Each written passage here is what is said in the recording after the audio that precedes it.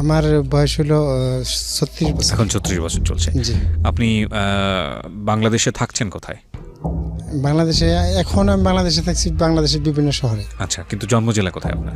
জন্ম জেলা টাঙ্গাইল, সখীপুর উপজেলা। ঠিক আছে, প্রশ্নটা এভাবে করার পেছনে কিছু কারণ আছে যে বাংলাদেশে আপনি থাকছেন কোথায়। আপনারা যদি পুরো গল্পটা শোনেন তাহলে বুঝতে পারবেন। আজকে খুব ইন্টারেস্টিং একটা গল্প আপনাদের জন্য প্রচার করা হচ্ছে এবং আগাগোড়াই না শুনে আসলে কোনো মন্তব্য কেউ করবেন না। তো হালিম ভাই, আপনি শুরু করুন একেবারে ছোটোবেলা থেকে, যেখান থেকে আপনার বলতে ইচ্ছে করে। আচ্ছা, ছোটোবেলা থেকে না, আমি যখন মানে স্কুল লাইফে পড়াশোনা করি ওইখান থেকে। জি, আপনার যতটুকু মেমোরি আছে। জি জি জি জি বলুন প্লিজ। অ্যাকচুয়ালি আসলে আমরা 4 ভাই। আচ্ছা, তো বাবা কি করতেন? আমার বাবা সাধারণ কৃষক। তো আমরা 4 ভাই, আমি সবার ছোট। তো আমি যখন ক্লাস 5-এ পড়ি তখন আমার বড় 2 ভাই 1996 সাল থেকে একসাথে মালয়েশিয়া যায় এবং ওনারা যখন আমাদের সাংসারিক অবস্থা মোটামুটি খারাপ ছিল না, ভালো ছিল, কোনো বোন ছিল না। বড় 2 ভাই 96-তে বিদেশ যাওয়ার পর একসাথে মালয়েশিয়া। তো ওনারা প্রচুর টাকা পাঠায়। সে টাকাগুলা আমি ক্লাস 6-এ যখন পড়ি আমার নামে অ্যাকাউন্ট থাকে এবং আমার নামে বলতে এই প্রথম অবস্থায় হুন্ডিতে টাকা পাঠাইতো। যখন অ্যাকাউন্ট করতে হবে আমার আব্বা ওই মানে, যদিও উনি ওই রকম শিক্ষিত না, উনি মানে ওনার নামে অ্যাকাউন্ট ছিল, উনি চেক সই করে দিত।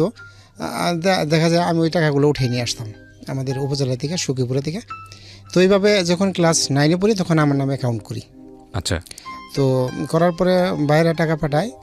আর আমার পড়াশোনার মানে আমি ক্লাস 6 থেকে 8 পর্যন্ত খুব ভালো স্টুডেন্ট ছিলাম। আচ্ছা। তো যখন ক্লাস 9-এ উঠি তখন মানে খেলাধুলা প্লাস 9-এ তখন বাংলাদেশের একটা রাজনৈতিক সংগঠনের ছাত্র সংগঠনের স্কুল কমিটি, ওই কমিটির আমি স্কুলের সেক্রেটারি নির্বাচিত হই। তো ওইটা স্কুলের সেক্রেটারির ওপর আমি ক্রিকেট খেলা, ছাত্র সংগঠনের যে রাজনীতি ওইটা নিয়ে আমি বেশিরভাগ সময় দিতাম। আচ্ছা, মানে আপনি রাজনীতির সঙ্গে জড়িয়ে গেলেন ওই সময়টা? হ্যাঁ, ওই সময়টায়। পরে দেখা যায় হওয়ার পরে আমি ওই আমার আব্বা আমার খুব বলতো না, আর ভাইরা যা টাকা দিত আমার আব্বা আরও বেশি দিত। আর ওই টাকাগুলো আমি এমনভাবে মোটামুটিভাবে খরচা করতাম যেন লাগতো না, তার চেয়ে বেশি খরচা করতাম। আর আমার আব্বা আমার সবচেয়ে, আমি ছোটো সন্তান হওয়াতে আমার অনেক কী করতো, আমি কোথায় টাকা খরচা করতেছি আমার ভাইরা যা দিত তার চেয়ে বেশি আব্বা আমার দিত। বলতো যে না, কোথায়ও এই মাথা নিচু করে মানে আসবি না, যেখানে যাবি সেখানে জানি আমি মানে কোনো পরাজিত বিষয়টা আমি এটা না শুনি। মানে আমার তখন আমি ওই রেজিস্ট্রেশন আসে যে সায়েন্স না আর্টস না কমার্স। তো আমি আসলে প্রথমে সায়েন্স নিয়েই দেখি যে 6 মাস যাওয়ার পরে সায়েন্স নিয়ে পড়াশোনা করলে আমি পাশ করতে পারবো না। তখন আমি আবার ওইটা ওই ভুল সংশোধনের জন্য আসে, আমি ওইটা আর্টসে চলে যাই। আর্টসে চলে যাওয়ার পরে মানে ক্লাস 9টা আমার পুরো একদমই পড়াশোনা হয় না, মোটামুটি যাই কোনো রকমে উঠি। ক্লাস 10-এ ওঠার পরে তো ওই ট্রেনে যাই আরও হয়ে গেলাম, মানে রাজনীতির সাথে আরও বেশি ওতপ্রোতভাবে জড়িত হয়ে গেলাম। আচ্ছা। আর প্লাস হলো আমি বড় হয়ে স্কুলে গেছি। মোটামুটি আমার আঁকাটা মানে এরকম ছিল যে আমি যখন ক্লাস 9-এ পড়ি তখন আমার এই উচ্চতা মনে আমার এখন যে হাই এইরকমই ছিল।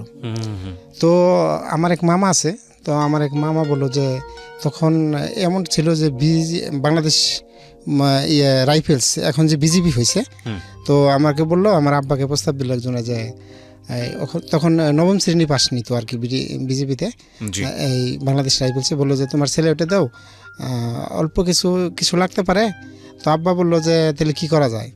তো আমি যখন ছাত্র রাজনীতির সাথে জড়িয়ে গেছি, তো আমি বলছি না এই ধরনের কোনো চাকরি আমি আসলে করবো না। আমি বলছি আগে এসএসসি পাস করি, তারপরে আমি চিন্তা ভাবনা করবো। মূলত আমার মনের বিষয় হলো যে আমি ওই কোনো চাকরি মানে এই জাতীয় কিছু করব না, যে মানে আমার বেশি টাকার দরকার, এটা আমি সবসময় করতাম। আর তখন আমাদের ইউনিয়ন পরিষদের ভবন হইতেছে, মানে নির্মাণ হইতেছে। আমরা একই গ্রামের, আমার চাচাতো ভাই সহ 3 জন, সব মিলিয়ে 7 জন আমরা পড়তাম। আচ্ছা। তো আমার চাচাতো ভাই ও ছিল ফার্স্ট বয়। তো আমরা বিকালবেলায় ওই ইউনিয়ন পরিষদের অনুযায়ী যাওয়ার পরে তো আমরা দাঁড়াই দিছি, ওইটা ফাউন্ডেশন হবে। তো আমি বলতেছি যে আমার অনেক স্বপ্ন যে আমি কোনো দিন এই ইউনিয়নের এই চেয়ারম্যান হয়ে এই পরিষদের এইখানে বসবো। তো এটা করার পরে ওরা সবাই হাসছে যে এইখানে তো হইতে গেলে অনেক টাকার দরকার। আমি বললাম না, টাকা বিষয় না। তো মোটামুটি কিছু আমি এটা জানতাম যে কোনো রাজনীতি করলে হয়তো কোনো দিন বড় পদে যেতে পারি, তাহলে আমি এটা ব্যাপার না আর যদি টাকা পয়সা থাকে। তো এটা নিয়ে ওইখান থেকে চলে আসার পরে যখন ক্লাস 10-এর টেস্ট পরীক্ষা দিব। তো আসলে পড়াশোনা তো একদমই হয় না, না হওয়াতে হলো হোস্টেলে চলে আসি স্কুলের পাশেই। হুম তো আমি ওই দিক দিয়ে যাতায়াত করতাম। আমার পার্শ্ববর্তী একটা বাড়িতে মানে স্কুলে যাওয়ার পথে একটা বাড়ি ছিল, মানে আমি আমার দশমবাগের চাচা লাগে। তো জি। চাচা মানে ওনার একটা মানে আমার দশমবাগের চাচা, তো মানে ওনার একটা মেয়ে ছিল। আমি ওদিক দিয়ে ভাত নিয়ে আসতাম, তো আমারে বলতো যে কী দিয়ে ভাত নিয়ে যান। তো মেয়েটা 7-এ পড়তো। তো আমি বলতাম যে ভাত এটা দিয়ে দিচ্ছি। ও মাঝে মধ্যে তরকারি ওই জানলাতে দিত। দেওয়াতে আসলে এরকম কোনো ছিল না। ও হয়তো মনে মনে আমারে চয়েস করতো কিনা, চয়েস করতো। পরবর্তীতে যেটা জানছি যে তো লাস্টে ও আমারে ওর ভাই একদিন দেখে ফেলায় যে আসলে আমার এটা দিতেছে। ওর আম্মার কাছে বলছে, ওর আম্মা খুব ভালো আমার ডাক দিছে, যে বলতো যে আমার ছেলে তো আমাকে দেখছে, তোমার ইয়ে দিছে, তোমার সাথে কি আসলে কোন হয়েছে। আমি এইভাবে বলছি, দেখেন কাকি আসলে আমার সাথে কোনো ইয়ে না, তরকারি দিত, আমি এই তরকারিটা নিতে দেখছি, মানে দেখছে এটাই হয়তো মিন করছি। পরে লাস্টে বললো যে যদি এরকম কোনো কিছু থাকে তাহলে না নিয়ে আর করো না, তুমি সামনে পরীক্ষা দিবে, পরীক্ষা দাও, তারপরে দেখা যাবে না এই বিষয়গুলো নিয়ে যদি থাকে। তো মেয়েটা কি হতো আপনার সম্পর্কে? দুঃসম্পর্কের চাচাতো বোন, স্কুলের পাশে বাড়ি। আচ্ছা আচ্ছা। তো আমাকে বলতো ওইটুকু বলে দেওয়ার পরে ওর যে ভাই আছে, সে ওর ভাই কিন্তু আমার এক বেশ জুনিয়র, এবং সে আবার মানে উশৃঙ্খলভাবে চলাফেরা করতো। বলতো যে সে তো অন্য টাইপের মানুষ, তোমার রাস্তাঘাটে কি বলে না বলে তুমি কাছেতে এই বিষয়টা নিয়ে আর আগায় না। তো আমি আসলে এইভাবে আমার রিয়েলি কোনো ওইরকম ছিল না। তো হয়তো মানে মেয়েটা হয়তো আমার চয়েস করতো। তো আমি আবার এই বিষয়টা নিয়ে চলে আসার পরে তো টেস্ট পরীক্ষা যখন আমি দিই, তখন আসলে আমাদের এই ইউনিয়ন ভিত্তিক ছাত্র সংগঠন কমিটি হইতেছে। তখন আমি হলো এই ইউনিয়ন ভিত্তিক আমাদের ওয়ার্ডের ছাত্র সংগঠনের একটা আবারও সেক্রেটারি হই ওয়ার্ডের। আগে ছিলাম স্কুলের, আবার ওয়ার্ডেরটা হওয়ার পরে মানে আমার ওইখানে যে ইউনিয়নের ক্যান্ডিডেট, সভাপতি ক্যান্ডিডেট, উনি বললো যে তুমি এক কাজ করো, তুমি সেক্রেটারি ক্যান্ডিডেট হবা, কারণ প্রত্যেক ইউনিয়ন ওয়ার্ডের প্রেসিডেন্ট সেক্রেটারি হয় ভোটার। আচ্ছা। তো তুমি যদি একটা ভোটার হও প্লাস আর অন্যান্যগুলো আছে, দেখা যাবে আমার জন্য সুবিধা হয়। মানে আমি ওনারে খুব করতাম, ওনার নাম ফরহাদ ভাই। তো ফরহাদ ভাই এইটা বলার পরে তো আমি বললাম ঠিক আছে। তখন আমার একটা ফ্রেন্ড ছিল, আমার একসাথে পড়াশোনা করছি, একসাথে ক্লাস 1 দিকে, আলমগীর। তো ও আবার অন্য ছাত্র সংগঠন করতো। আচ্ছা। তো করার পরে আমি ও এইভাবেই মিশতো না, কিন্তু আমরা মোটামুটি করতাম, কথাবার্তা বলতাম। তো হওয়ার পরে যে সময় মানে আমি পরীক্ষাটা টেস্ট পরীক্ষা দিলাম। টেস্ট পরীক্ষা দেওয়ার পরে আমার টেস্ট পরীক্ষায় একটা স্যারের সাথে আমার খুব ভালো সম্পর্ক ছিল, যিনি ইংরেজি মানে ফার্স্ট পেপার নিত, তারপরে সাধারণ বিজ্ঞান। তো ওনাদের সাথে মানে আমি রিয়েলিভাবে এতটাই ফ্রি ছিলাম, যে কোনো কথা বলতে পারতাম, এবং উনি আমারে অনেক হেল্প করছে। বললো যে তোর পড়াশোনা কি, এখন তো পাশ করতে পারি না, আমার সাবজেক্ট কোনো সমস্যা নেই, তুই অন্যান্যগুলো দেখ, টেস্টে এলাও হইতে হবো। তো টেস্টের লেগতে উনি, আমি যে সময় অঙ্কটা তো একদমই আমি জানি যে আমার পাশ আসতেছে না, যে যদি ওইখানে টেস্টের রেজাল্ট হইলে ওইখানে ওই কাঠের বুটে ঝুলাই দেয়, আমাদের গ্রামে যে স্কুলগুলো আছে ঝুলাই দেয়, যে ওইখানে যদি আমার নাম না আসে তাহলে তো আমার মান সম্মান চলে যাব। তো এটা আমার এক বড় ভাই আছে, তো উনি কলেজে পড়াশোনা করে, ওনার সাথে বললাম যে ভাই তাহলে কী করা যায়, আমার তো অঙ্কে খারাপ হয়ে গেছে, তো খারাপ হয়ে গেছে, এখন কি করা যায়, আরগুলা তো সবটি আমারই হবে। তো বললো যে ওটা তো ফজলু স্যারের এই সাবজেক্ট, ওইটা তো আসলে উনি তো কোনোভাবেই করে যায়। আমি বললাম যে এটা আমার যে কোনোভাবেই পাশ আনতে হইব, টাকা কোনো ফ্যাক্টর না, এভাবে বলছি। কয় স্যার তো আসলে এগুলো পছন্দ করে না। আমি বললাম আমার সাথে আপনার যাইতে হবে। বললো যে তুমি যখন বলতেছো আমি যাবো, তো তুমি কত পাবা। তো আমি এভাবেই বলছি যে আমার পাশ হবে না, সম্ভবত 20, মানে আমার কাছে 20 অথবা 17 এরকম, যদি কারেক্ট হয় তাহলে 17 মতো পাইতেছি। তো বলতেছে স্যার আসলে এইরকম মানুষ না। আমি বললাম না, যে কোনোভাবে আমি করবো। আমি যে ছাত্র সংগঠন করি, ওই সংগঠনের মূল দলের উনি হলো যুগ্ম আহ্বায়ক।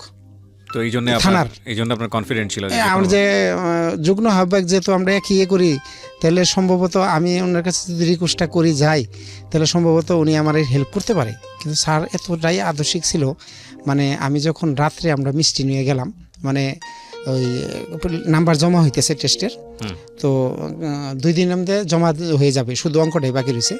উনি উপজেলায় থাকে। তো রাত্রিতে আমি আমার ওই নজরুল ভাই আর একটা দুঃসম্পর্কের ভাইতে আছে, আমরা রাত্রে মিষ্টি কিনা নিয়ে হুম। এবং মোটামুটি কিছু একটা চিঠি নিয়ে লিখে গেছি হুম। যে চিঠিতে মানে মুখ দিয়ে বলতে পারবো না যে চিঠিতেই সব কিছু লেখা আছে, যাতে চিঠিতে এরকমও ছিল যে এই মানে যে কোনোভাবে আমার পাস দিতে হবে। হুম। মানে পাস না দিলে আমার বিভিন্ন ধরনের মান সম্মানের বাঁচবে, আর আমার ফ্যামিলিগতভাবে সবাই বুঝবে যে না, সে আসলেই কি টেস্টি হলাই হতে পারে নাই। হুম। তো আমি স্যারের কাছে ওটা কিসের টিচার দিয়ে- ছিলেন না অঙ্কের টিচার? অঙ্কের টিচার। হুম। ওনার কাছে চিঠিটা উনি ওয়াইফ লক করার পর দরজা খুলে দিছে। তো উনি দেখে চালান দিয়ে বললো যে তুমি অমুক আসছো, মানে উনি স্যার আমার অনেক ভালোবাসতো। হুম। প্লাস হলে উনি অনেক আগে থেকে বলতো যে তুমি রাজনীতি কিন্তু এটা পরে করতে পারবা, তুমি আপাতত এসএসসি পাসটা করো, হুম। তারপরে সমস্যা নাই, তুমি অনেক পরিশ্রমী আছো, অনেক কাজে লাগানো যাবে। তো স্যার দেখে বললো যে তুমি আসছো, বসো। আমার যে বড় ভাই আছে নজরুল ভাই, উনিরাও ছিল।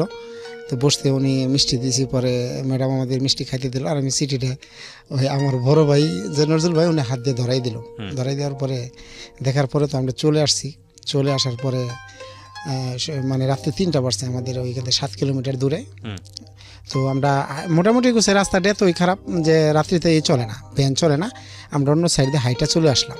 আসার পরে স্যার তো পরের দিন আসলে স্যার এতটাই দেখছে, দেখার পরে যে কোন সাহসে, মানে আমি একটু ওইখানে একটু থ্যার সিস্টেম ছিল যে যদি আমাদের গ্রাম স্কুল যদি কোনো কারণে পাস এটা না দেওয়া হয়, তো স্যার এটা কী যে হবে আমি নিজেও বলি না। স্যারে মানে এতটাই মনে হয়তো কষ্ট পাইছে। পরের দিন যখন নাম্বার জমা দিছে, তখন এর আগে আবার আমার এক বড় ভাই আছে, মানে উনি চাকরি করে, নাইবের চাকরি করে, সহকারী নাইবে। ওনারে বলছি যে এই ঘটনা, ওনার কাছে আমি প্রাইভেট পড়তাম, যে এই ঘটনা আমার তো অঙ্কে 20-23 মতো 20 অথবা 23 বা 17, তাহলে একটু একটু রিকোয়েস্ট করে দেখবেন। তো উনি, আমি ওই দিনকে রাত্রে যাওয়ার পরে উনি পরের দিন রাত্রে গেছে আমার জন্য, যে যাওয়ার পরে উনি যাই বলছে যে উনি আবার স্কুলে শিক্ষকতা করতো, তখন ওনার হয় নাই, স্যালারি হয় নাই, না পরে উনি গভর্নমেন্ট জব হওয়ার পরে চলে গেছে। তো উনি বললে পরে যে কার জন্য, যে স্যার হালিমে কেমন করছে, কয়টা তো আসলে ও তো যা পাইছে এটা বলার মতো না। বলে কেন, কয় একদম 0 পাইছি। কয় অঙ্কে 0 পাইছে, এটা তো আসলে কেমন হলো। কয় ও তো পড়াশোনাই করে নাই, মানে ওইটা শেয়ার করে নাই যে আমি চিঠি দিছি এটা সেটা ইত্যাদি শেয়ার করে নাই। তো আমি তখন আসলেই করার পরে আমি ওনার বাসায় গেছি, ওই বড় ভাই যে বাইতেল কি ভাই, কয় ওনার আসিস না, তুই 0 পাস এটা নিয়ে আমার রিকোয়েস্ট করার জন্য বাড়াস, তুই যদি 20 পাইতি তারপরেও স্যারে আমার কথাটা হয়তো রাখতো। তো আমি যে রাত্রে গেছিলাম ওইটা ওনার ভাইয়ের সাথে আর শেয়ার করি নাই, ওর ভাইয়ের সাথে যে আমরাও গেছিলাম। তো আমি কিছুটা মিন করলাম যে হয়তো 17 পাইতাম, উনি হয়তো মনে কষ্ট পাই একবারে 0 দিয়ে দিছি, মানে এটা যাওয়ার কারণে হ্যাঁ যাওয়ার পরেই যে এতটা করছে। তো স্যারে এটাই করার পরে স্যারে রেজাল্ট দিছে, তো এক সাবজেক্টে ক্রস, আমি 0 পাইছি। এবং আমি যখন 6 থেকে 7 যাই, তখন আমি অঙ্কেতে আমি 82 পাইছিলাম, যে হলো ক্লাসের ফার্স্ট বয়ে হয় আমার চাচাতো ভাই, ও মানে সর্বোচ্চ নাম্বার সে পাইছিল 68 নাম্বার। আর আমি সেখানে ক্লাস 10-এর টেস্টে যাইয়া আমি 0 পাইছি। তো এটা পাওয়ার পরে স্যারে ওই দিন আসার পর স্যারে মানে যেমন জুলাই দিছে, আর বলতেছে যে হালিম তো 0 এক সাবজেক্টে ক্রস, সেটাই 0 পাইছে, ও টেস্টে আওলা হয় না, 0 পাইলে কেমনে তারে পরীক্ষায় দিবার দিন যাব না। তো স্যারের সাথে মানে আমি স্যারের নগে, স্যারে আবার সাইকেল চালাইতো, খুব আদর্শিক ছিল। স্যার যাইতেছে ওই দিন আমার ডাক দিছে, মানে আমি শুনতেছি না। পরে আবার আরেকদিন পরের দিন আসতেছে, তো আসলে পরে আমার ডাক দিয়ে ফিরেছি, বললো যে তুই পরীক্ষা দিবি, 0 পাইছ, তুই পরীক্ষা দিবি, আর যদি কেউ না দেয় তুই এটা নিয়ে টেনশন করিস না, আমি তোর জন্য রিকোয়েস্ট করবো। এবং স্যার সর্বোচ্চ রিকোয়েস্ট করছে যে আসলে ও 0 পাওয়ার মতো ছাত্র না, কিন্তু ওরে দিতে হবে। তো আমার বাড়িতে শুনছে আব্বা তো অন্যরকম, যে আমি ছেলের এত কিছু করলাম, 0 পাইলো, মানে আমি ওইভাবে সন্ধ্যায় ভাত খাইতে যাই, দেখা করি না। তো একটা পর্যায়ে ফর্ম ফিল আপ যে সময় আসার পরে স্যার আমারে বললো যে তুই 0 পাইছ, তুই আমার কাছে 3 মাস প্রাইভেট পড়বি, তোর যে পরীক্ষার আগ পর্যন্ত আছে আমার কাছে প্রাইভেট পড়ি, বিষয়গুলো আমি মানে তোর যে জায়গায় দুর্বলতা আছে আমি তোরে দেখবো, বিষয়গুলো তুই টেনশন করিস না। তো আমি আসলে মানে এতটাই মনে করলো যে আমার মান সম্মান তো এমনি শেষ হয়ে গেল। এখন স্যারে আমার প্রাইভেট পড়াবো, ফর্ম ফিল আপটা কোনোভাবে করে নই, তারপরে এটা বুঝিল। যাই হোক, স্কুলের যে সভাপতি ম্যানেজিং কমিটির, উনিও আমার হইলো যে আমি সংগঠন করি, উনি আমাদের মূল দলের ইউনিয়ন সভাপতি। তো উনি আবার একটু অন্য টাইপের, উনি বললো যে না এর তো সমস্যা নাই, লাস্ট মুহূর্তে 3 সাবজেক্ট ক্রস পর্যন্ত ফর্ম ফিল আপ করতে দিছি, মানে এক সাবজেক্ট তো আমার জন্য না। তো আমি ফর্ম ফিল আপ করার পরে আমি বললাম যে বাড়িতেই থাকবো না, মানে আমাদের উপজেলায়, যে আমি উপজেলায় চলে যাবো, ওইখানেই ওই সখীপুরের যে উপজেলার ভালো টিচার ওর কাছে প্রাইভেট পড়বো, এই স্যারের কাছে পড়বো না। মানে আমি সখীপুর চলে গেলাম, ওইখানে যে 3 মাসের যে ওই কোচিং হয়, এসএসসি পরীক্ষা দিয়ে আগে কোচিং হইতো, কোচিংটা আমি করি না। আমি যে ওইখানে প্রাইভেট পড়ি, ওইখানে আসলে উপজেলায় যাওয়ার পরে আমি যেখানে উঠছি সেখানে সবাই কলেজে পড়ে, ভার্সিটিতে পড়ে, আমি খাইলো পরীক্ষার্থী। মানে আমারে নিয়ে, মানে ওদের সাথে এমনভাবে মিশে গেলাম গা যে ওরা যেদিকে যায় আমারে নিয়ে যায়। সেখানে যে আরও মানে কোনো প্রাইভেটই পড়া হলো না। লাস্টে এইভাবে করলাম যে না, পরীক্ষা তো আর হবে না, পরীক্ষা কোনো রকমভাবে দিয়ে বিদেশ চলে যাব, এইভাবে আর হবে না। কত সালের ঘটনা এটা? এটা হলো আমি পরীক্ষা দিয়েছি 2002 সালে। আচ্ছা। বড় ভাইরা বললো, আরে শুন, পাশ এমনি যাবে, টেনশন করার দরকার নাই, যেহেতু টাকা পয়সা আছে, এটা সেটা নানান কিছু। ওনারা এইভাবে বললো, ওনারা আমার সাহস দিল যে অন্যভাবে পাশ আনা যায়, রাজনীতি করতে হইব। তখন আমি মানে কলেজের ভার্সিটিতে যারা হলো আমার ছাত্র সংগঠনের বড় ভাই করতো, এমন পরিচিত হয়ে গেছি গা যে তারা হলো সবচেয়ে আমার বেশি ভালোবাসে। এবং অনেকের কাছে হয়তো টাকা থাকতো না, কিন্তু আমার পকেটে টাকা থাকতো। আমি জানি যে আমার হয়তো টাকা আমি ধার চাইতো, আমি দিতাম। আর আমার এমনভাবে আশ্বাস করতো যে অন্য কেউ না নিলে আমার অন্য জায়গায় নিয়ে যেত, যে অমুক অনুষ্ঠানে ওরা নিয়ে যাবো। তো নিয়ে যাইতো এইভাবে। তো যখন পরীক্ষাটা দিলাম, আমার মনে আছে যে সম্ভবত 4ই মার্চ 2002 সাল পরীক্ষা হয় প্রথম, আমি পরীক্ষাটা দিই 4ই মার্চ। পরীক্ষা দেওয়ার পরে আসলেই পড়াশোনা হয় নাই, মানে অঙ্ক পরীক্ষা খারাপ হয়েছে, টোটালি মোটামুটি গেছে। আমি এইভাবে করতেছি যে পরীক্ষা দিলো, আমার আব্বা বলতেছে আপাতত তুই তো বাড়িতে থাক, এখন সখীপুরের ওইদিকে থাকার উপজেলায় কি থাকার দরকার আছে। তো আমি বাড়িতে চলে আসি, আর আমার ভাইরা মানে এমনভাবে করে যে তুই সখীপুরে থাকতে হবো। পরে আমার আব্বা বলে যে আপাতত কিছুদিন থাক। তো আমি যখন কিছুদিন বাড়িতে থাকতে যাই, ওই যে আমার যে ওই বাড়ির পাশ দিয়ে যাতায়াত করি, আমার ওই চাচাতো দুঃসম্পর্কের চাচাতো বোন লাগে, তো ওই আমার ডাক দিছি। ডাক দেওয়ার পরে বলতেছে, ভাই তাহলে আপনি আমার সাথে কথা বলেন না কেন? আমি বলতেছি, কথা আসলে কি বলবো, এখানে সমস্যা আছে। এখন তো আপনি পরীক্ষা দিয়েছেন, এখন তার কোনো কাজকর্ম নাই। আপনি ওই যে আমাদের স্কুলের যে নাইট গার্ড আছে সামাদ ভাই, ওনার বাড়িতে আপনি কালকে 3টার সময় আসবেন। তো আমি বলছি না, এনার সমস্যা হবে। তো আসছে সামাদ ভাই, মানে উনি মারা গেছে আসলে, কিছুদিন আগে মারা গেছে। তো উনি, ওনার ওয়াইফ, উনি বসে রয়েছে, আমরা গল্প করতেছি মাঝে মধ্যে। এই টাইমে যে গল্প করতাম দিনের বেলায়, তো এমনি করে ওই আমার যে ওই মেয়ের হলো বড় ভাই, সে দেখে বলছে যে প্রতিদিনই আমরা একই টাইমে ওইখানে যে গল্প করি। আচ্ছা। দিনের বেলায় গল্প করার পরে দেখার পরে তো এতটাই ক্ষিপ্ত হয়েছে, শুনলাম যে আমার চাচাতো বোন তারা নাকি মারছে, ইত্যাদি ইত্যাদি বিভিন্ন কিছু শোনার পরে আর আমি ওইদিকে যাই না। কিছুদিন পরেই এই 4-5 দিন পরে এই মানে আমি গেছি সখীপুরে, ওই বড় ভাইকের সাথে থাকি। বললো যে আমি যেদিন আসছিলাম ওই দিনকে ওই সামাদ বাড়ির থেকে টাং হারানো গেছে। আচ্ছা। টাং 5,000 টাকা হারানো গেছে। তো আমি যেদিনকে গেছি ওই দিনকে সন্ধ্যায় বলে যে টাংটা নাই। তো এটা ওই মানে যে আমার চাচা আছে ওই মেয়ের আব্বা, তারা এটা মানে আমি বললাম যে এটা কোনো হয়তো আমি ওই বাড়িতে যাই দিকে এরকম বোধহয় ওদের করাইতেছি, মানে ওরা একটু গরিব ওদের তুলনায়। তো আমি এটা করার পরে আব্বা আমার সখীপুরে গেছে, বলছে এটা তো এরকম কথা হইতেছে। তো তখন আমার এক ভাই মানে থেকে মালয়েশিয়া থেকে ছুটিতে আসছে। আমার ভাই বলতেছে যে স্কুলের যে নাইট গার্ড, ওরা আমি একবারে মেরে ফেলাম। আমার ভাইয়ের আমি এত টাকা দেই, আর 5,000 টাকা আমার ভাইয়ের কথা বলতেছে। এটা আমার ভাইয়ের, মানে আমার পকেটে তখনও 20,000-15,000 টাকা থাকে, মানে ভার্সিটির পোলাপানের পকেটে এরকম টাকা থাকে না আমার নামে অ্যাকাউন্ট। তখন মানে আমার ভাই বলছে যে টাকা পয়সা তো মান সম্মান কিনতে পাওয়া যায় না। পরে সামাদ ভাই বলছে যে, আমি সামাদ ভাই জিজ্ঞেছি যে ভাই, মানে আসলে আপনি যেই কথাটা আপনি আমার কাছে বললেন, আপনার কি সত্যি কোনো টাকা হারানো গেছে? বলছে যে রিয়েলি আসলে মানে আপনার বলতেছে যে আমি তোর কথা বলি না, কারণ তুই আমার 5,000-10,000 টাকা দিয়ে চালাইছস, তুই অলরেডি আমার কাছে 5,000 টাকা পাসো, তাহলে কাজেতে তুই তোর কথা বলি না, কিন্তু তোর কথা আমার একজনে বলতে মানে নানান ধরনের চাপ সৃষ্টি করছে, কোনো কারণে সন্দেহজনক বা করছে, কিন্তু তুই করিস নি, এটা বিষয় নিয়ে মনে কষ্ট পাস না। 2.5 মাস পরে না, ওইটা হলো মোটামুটিভাবে কেউ আর প্রকাশ করতে পারলো না, মোটামুটি গেছে কেউ আমার সন্দেহভাবে, এবং ওই যে মেয়ের যে আব্বা আছে তারাও এটা মানে বিষয়টা করলো যে হ্যাঁ এটা অমুকের পোলায় আড্ডা দিত, অমুকের পোলায় নিছি।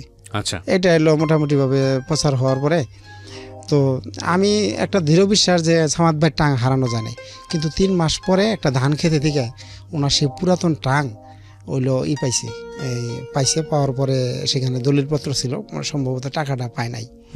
তো আমি এই সময় ভাবলাম যে না, সামাদ ভাই তো মিথ্যে কথা বলে নাই, সত্যি তো হারানো গেছে। তো যে সময় দিনের বেলায় ওইটা ধান কাটতে গিয়ে বের করলো অন্য দূরে থেকে, তো আমার একটা ছিল যে এই টাংটা আসলে কে নিতে পারে। সত্যি সত্যি যে কোনো একটা কারণে আমার সন্দেহ হলো যে মেয়ের যে বড় ভাই আছে ওই সম্ভবত এই কামটা করতে পারে, মানে আমার সন্দেহ হইলো। তো এর মধ্যে আসলে রেজাল্ট দিবে, তো আমি রেজাল্ট দেওয়ার পরে পরপরই 8 দিন পরে রেজাল্ট দিল, আমার 3 সাবজেক্টে ক্রস হয়েছে। এসএসসি পরীক্ষার হ্যাঁ 3 সাবজেক্টে ক্রস, 3 সাবজেক্টে। হ্যাঁ তখন 3 সাবজেক্ট রেফার দেওয়া যেত। 2002 সাল গ্রেডিং পদ্ধতি 2001 সালে আসে, তো আমার দ্বিতীয়, তো 4 সাবজেক্ট পর্যন্ত পরীক্ষা দেওয়া যায়। তো আমার মনটা এত ভেঙে গেল যে মানুষের মানে এত করলাম, আবার তারাই আমার কিছু, মানে আমি যাদের পিছিয়ে টাকা খরচা করছি তারাই আমার নিয়ে করছে যে হ্যাঁ জড়িত থাকতে পারে। 5,000 টাকার জন্য আমি মানে এত কষ্ট পাইলাম যে না, আমি আর করবো না, বিদেশ চলে যাব। তো পড়াশোনা বাদ। আমি আব্বারে বললাম যে মানুষের পড়াশোনা তো টাকার জন্য করে নাকি? আব্বা বললো যে না, আমি তোর টাকার জন্য পড়াশোনা করে দিছি না, আমার ইচ্ছা হইলো তোর আমি যে কোনো মানে আর্মিতে অথবা তোর দেবো, তুই এইটা আমার হলো স্বপ্ন। আব্বা বলতেছে, তো আমি বললাম যে স্বপ্ন বাদ দেন, টাকা থাকলে সবাই হলো পিছিয়ে ঘুরে, বাইরে যেভাবে টাকা খাইছে আমি ওনাদের চেয়ে বেশি টাকা খাবো, আমি বিদেশ যাবো। আব্বা বিদেশ দিবেন, আমি বললাম না, যে কোনো মূল্যে আমার বিদেশ দিতে হবে। পরে আমি করলাম, তো আমার এলাকায় থাকতে ভালো লাগে না। পরে আমার এক চাচা আছে গ্রামেরই, তো উনি এখন আমাদের জামে মসজিদের সভাপতি হয়েছে কিছুদিন আগে। তো ওনার কাছে 3,000 টাকা দেয় আমার আব্বা, যে আমার ছেলের পাসপোর্ট বানাই দেওয়া লাগবো। তো উনি একটা জব করে, গভর্নমেন্ট জবে। মানে আপনি যেটা হলো যে এসএসসি পরীক্ষায় ফেল করার পরে আপনি একটা সিদ্ধান্ত নিয়ে নিলেন যে না, আপনি দেশের বাইরে চলে যাবেন। তখন আপনার বড় 2 ভাই দেশের বাইরে, মালয়েশিয়াতে। 3জন মালয়েশিয়া। হ্যাঁ, আমার বড় ভাই ছুটিতে আসছিল, উনি চলে গেল। তো যাওয়ার পরে আমি এটা করলাম, উনি আমার আব্বা টাকা দিয়ে দিল ওই চাচার কাছে যে পাসপোর্টটা বানিয়ে এনে দাও, তো তাড়াতাড়ি করে ও তো বিদেশ চলে যাবে। উনি কী করছে, উনি গভর্নমেন্ট জব করে, উনি আমার ছবি এবং নিয়ে পাসপোর্টের ফর্ম নিয়ে বিছনার তলতে রাইখা দিয়ে উনি অন্য একটা উপজেলায় থাকে, উনি টাকা খাইয়ে ফেলেছে। তো একটা পাসপোর্ট উনি শুক্রবার বৃহস্পতিবার চলে আসে এলাকায়, বলছে আগামী সপ্তাহে করতে করতে 2-3 মাস চলে গেল। তো 3 মাস চলে যাওয়ার পরে তো আমি অলরেডি আমার যে নজরুল ভাই ছিল নিয়ে গেছিলাম, নজরুল ভাইরে বললাম ভাই তাহলে চলেন তো একটু অমুকের বাসায়, যে আমার পাসপোর্টের টাকা নিয়েছে, পাসপোর্ট দেয় না। পরে আমরা 2জন গেছি, যাওয়ার পরে ওনার ওয়াইফের বললাম যে এই ঘটনা, বললো যে না, কয় বিছনার তল চেক করতেছি, চেক করে দেখে যে আমার ছবি উলিয়ে খেয়ে ফেলাইছি, উনি পাসপোর্ট বানাবার দেয় নাই। আচ্ছা। তো আমি কাকি বললো যে উনি ভালো মানুষ, বললো যে আসলে তোমার চাচা আসলে এতটুকু মানুষ, তোমার এই টাকাটা 3 মাস আগে না পাসপোর্টে 1800 টাকা লাগে, তাহলে ইমার্জেন্সি বানাবার কথা বানাবার দেয় নাই, দেখো আসুক আজকে। তো আসার পরে মানে আমি চলে আসছি, আমি বলেছি যে যদি আমার টাকা মানে আমার পাসপোর্ট না দেয় 8 দিন দেয়, আমি কি জিনিস আমি এটা কিন্তু বুঝাবো। তো বললো যে কাকি বললো যে তোমার করার দরকার নাই, তোমার কাকা আসুক আমি দেখবো। তো আমি চলে আসি, চলে আসার পরে তো উনি বাসায় গেলে পরে অনেক কিছু বলছে। আসার পরে বৃহস্পতিবার উনি এলাকায় আসছে, এলাকায় আসার পরে আমি রাস্তায় খারাই বললাম যে কাকা আপনি আমার চিনেন? বললো কেন? বললাম যে আসলে আমি বয়সে ছোটো থাকতে পারি, আমি যদি ইচ্ছা করি আপনার অনেক কিছু করতে পারি, আপনি আমার নাকি নাটক করলেন, আমি মানসিক টেনশনে আছি, বাইরে যাবো, আপনি আমার পাসপোর্টটা নিয়ে কেন 3.5 মাস ধরে ঘুরাইতেছেন? আমার পাসপোর্ট যদি রোববারের মধ্যে না পাই তাহলে কিন্তু সোমবারে আপনার আমি কি করবো আপনি দেখতে পারবেন, তুমি আমার থের দাও। আমার বললো তুমি থের দাও, তুমি কেন আমি জানো? উনি আবার ওনার ভাইয়ের কাছে, বড় ভাইয়ের কাছে আমার আমার আপন মামাতো বোন বিয়ে হয়েছে। তো মানে বেশি কিছু বলা যায় না। তো আমি ওনার এইভাবে বলার পরে তো উনি বুঝতে পারছে যে ঝামেলা হবে। আমি বললাম যে অমুকের চিনেন, মানে আমাদের ছাত্র সংগঠনের প্রেসিডেন্ট। বললো যে কেন, তারা তুমি কি? আমি বললাম যে উনি আপনার সাথে কথা বলবো। তো যখন আমি কথা বলাই দিব ওই নিয়ে ফোন ফ্যাক্সে নিয়ে করাই দেবো, তখন বাজারে প্রত্যেকের কাছে একটা করে ফোন ফ্যাক্সের তখন 5 টাকা মিনিট ফোন করা যেত, মানে ফোন আসলে 5 টাকা করে দেওয়া যেত।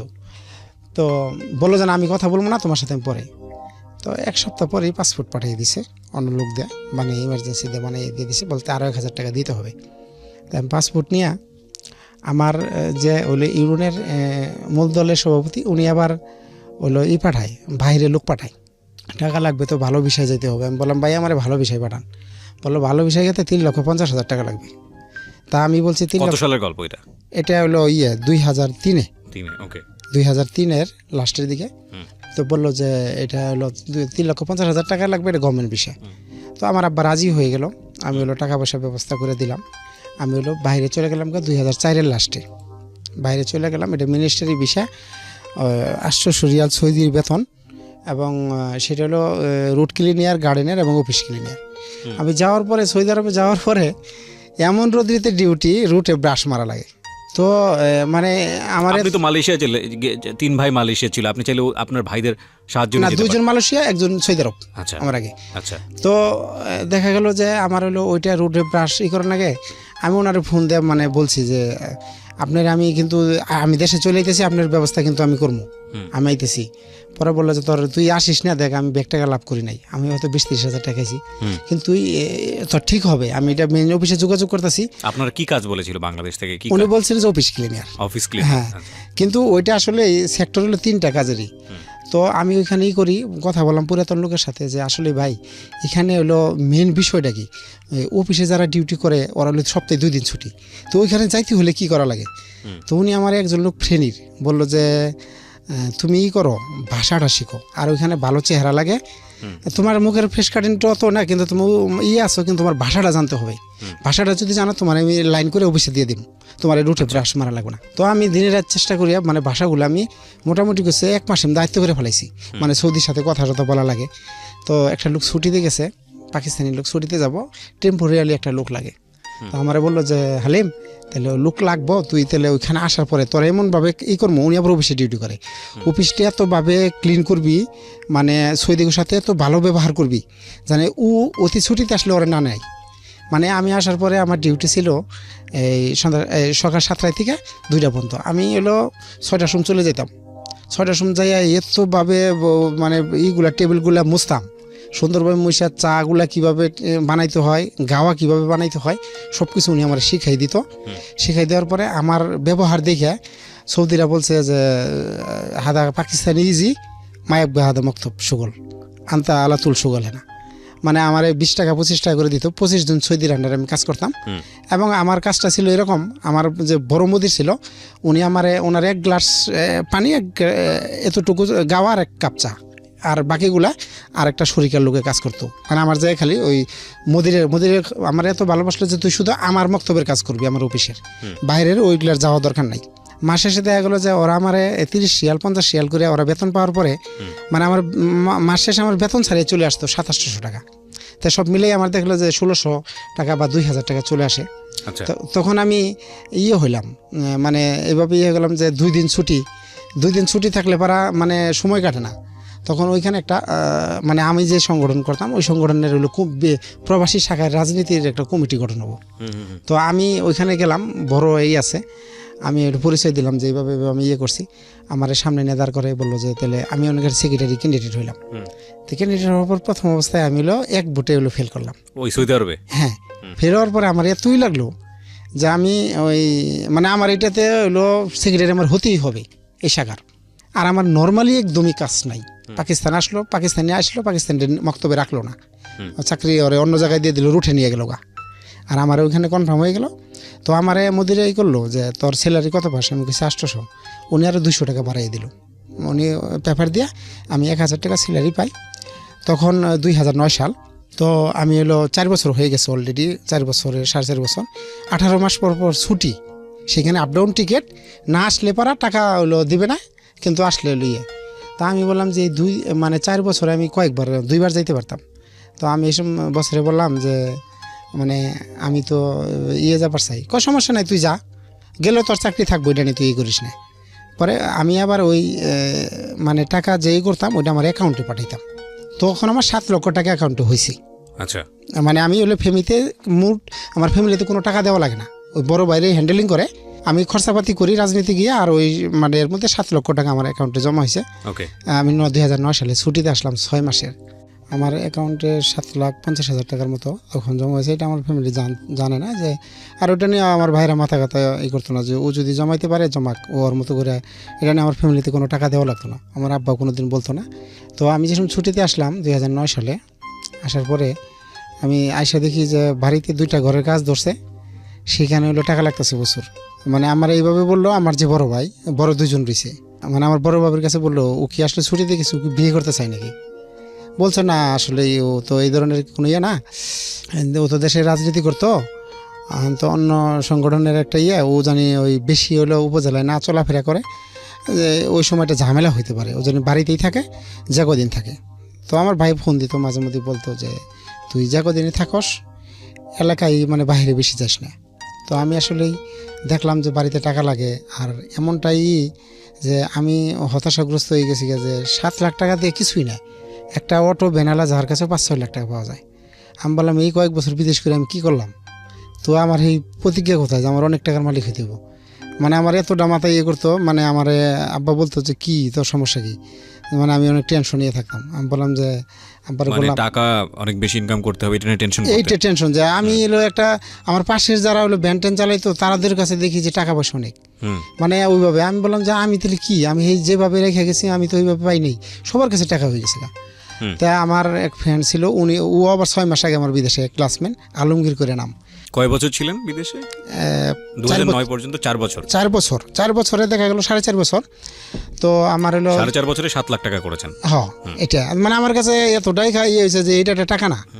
তো বললো যে তুমি ভুল করছো বিদেশ যে দোস্ত, আমার বললো যে মানে আমরা ছোটোবেলায় দোস্ত পাচ্ছিলাম, ও আমার একজনের, যে তুমি বিদেশ না গেলে যদি কয়ে বলে ই করতা এসএসসি পাসটা, মানে আমার তো যে সময় পরীক্ষা দিতে তোমারও কিন্তু চাকরি হইতো, তোমাদের টাকা পয়সা আসার। তা আমি বললাম যে চাকরি কেমনি হবো, আমার তো অ্যাক্সিডেন্ট করলাম, পায়ে তো স্পট হয়ে গেছে, এটা কীভাবে? আরে বাদ দাও, তুই চাকরি করে কয় টাকা পাবি এটা দেখা যাবো নি। পরে লাস্টে ও করলো, ও নাম্বার রেখে দিল। পরে আমি আব্বার কাছে বললাম যে আব্বা আসলেই আমার কোম্পানি যাইতে বলতেছে, যার লাগবো। আমি বললাম যে না, এটা তো হবে না, আমার টাকার দরকার। আব্বার সাথে মিথ্যা কথা বললাম, মার সাথেও। মা অনেক কান্নাকাটি করলো যে ছুটিতে আইসো, সেতদিন পর অন্তত 3-4 মাস থেকে যা। পরে আমি আসলেই চলে আসলাম। চলে আসার পরে আইসে এখন চিন্তা করি যে আমার তো মাসে হইলো 1600-1700 টাকা, 1600-1700 রিয়াল ইনকাম বা 2000 রিয়াল হয়, এটা আমার কিছুই না, অর্ধেক টাকা তো ওই সংগঠনই জায়গা। তাহলে কী করা যেতে পারে? তো আমার একটা ফ্রেন্ড আছে, ওই যে যার সাথে পড়াশোনা করতাম, ও আবার অন্য শহরে থাকতো, সৌদি আরবের। ওরে কইতাম যে ওর নাম আলমগীর, যে আলমগীর তাহলে কী করা যায়, অমুকে তো সৈনিকের চাকরি করে, সবার চাকরি হয়ে গেতেছে, গভর্নমেন্ট জব করতেছে, আর আমরা যে কীভাবে দাঁড়াম এলাকায়?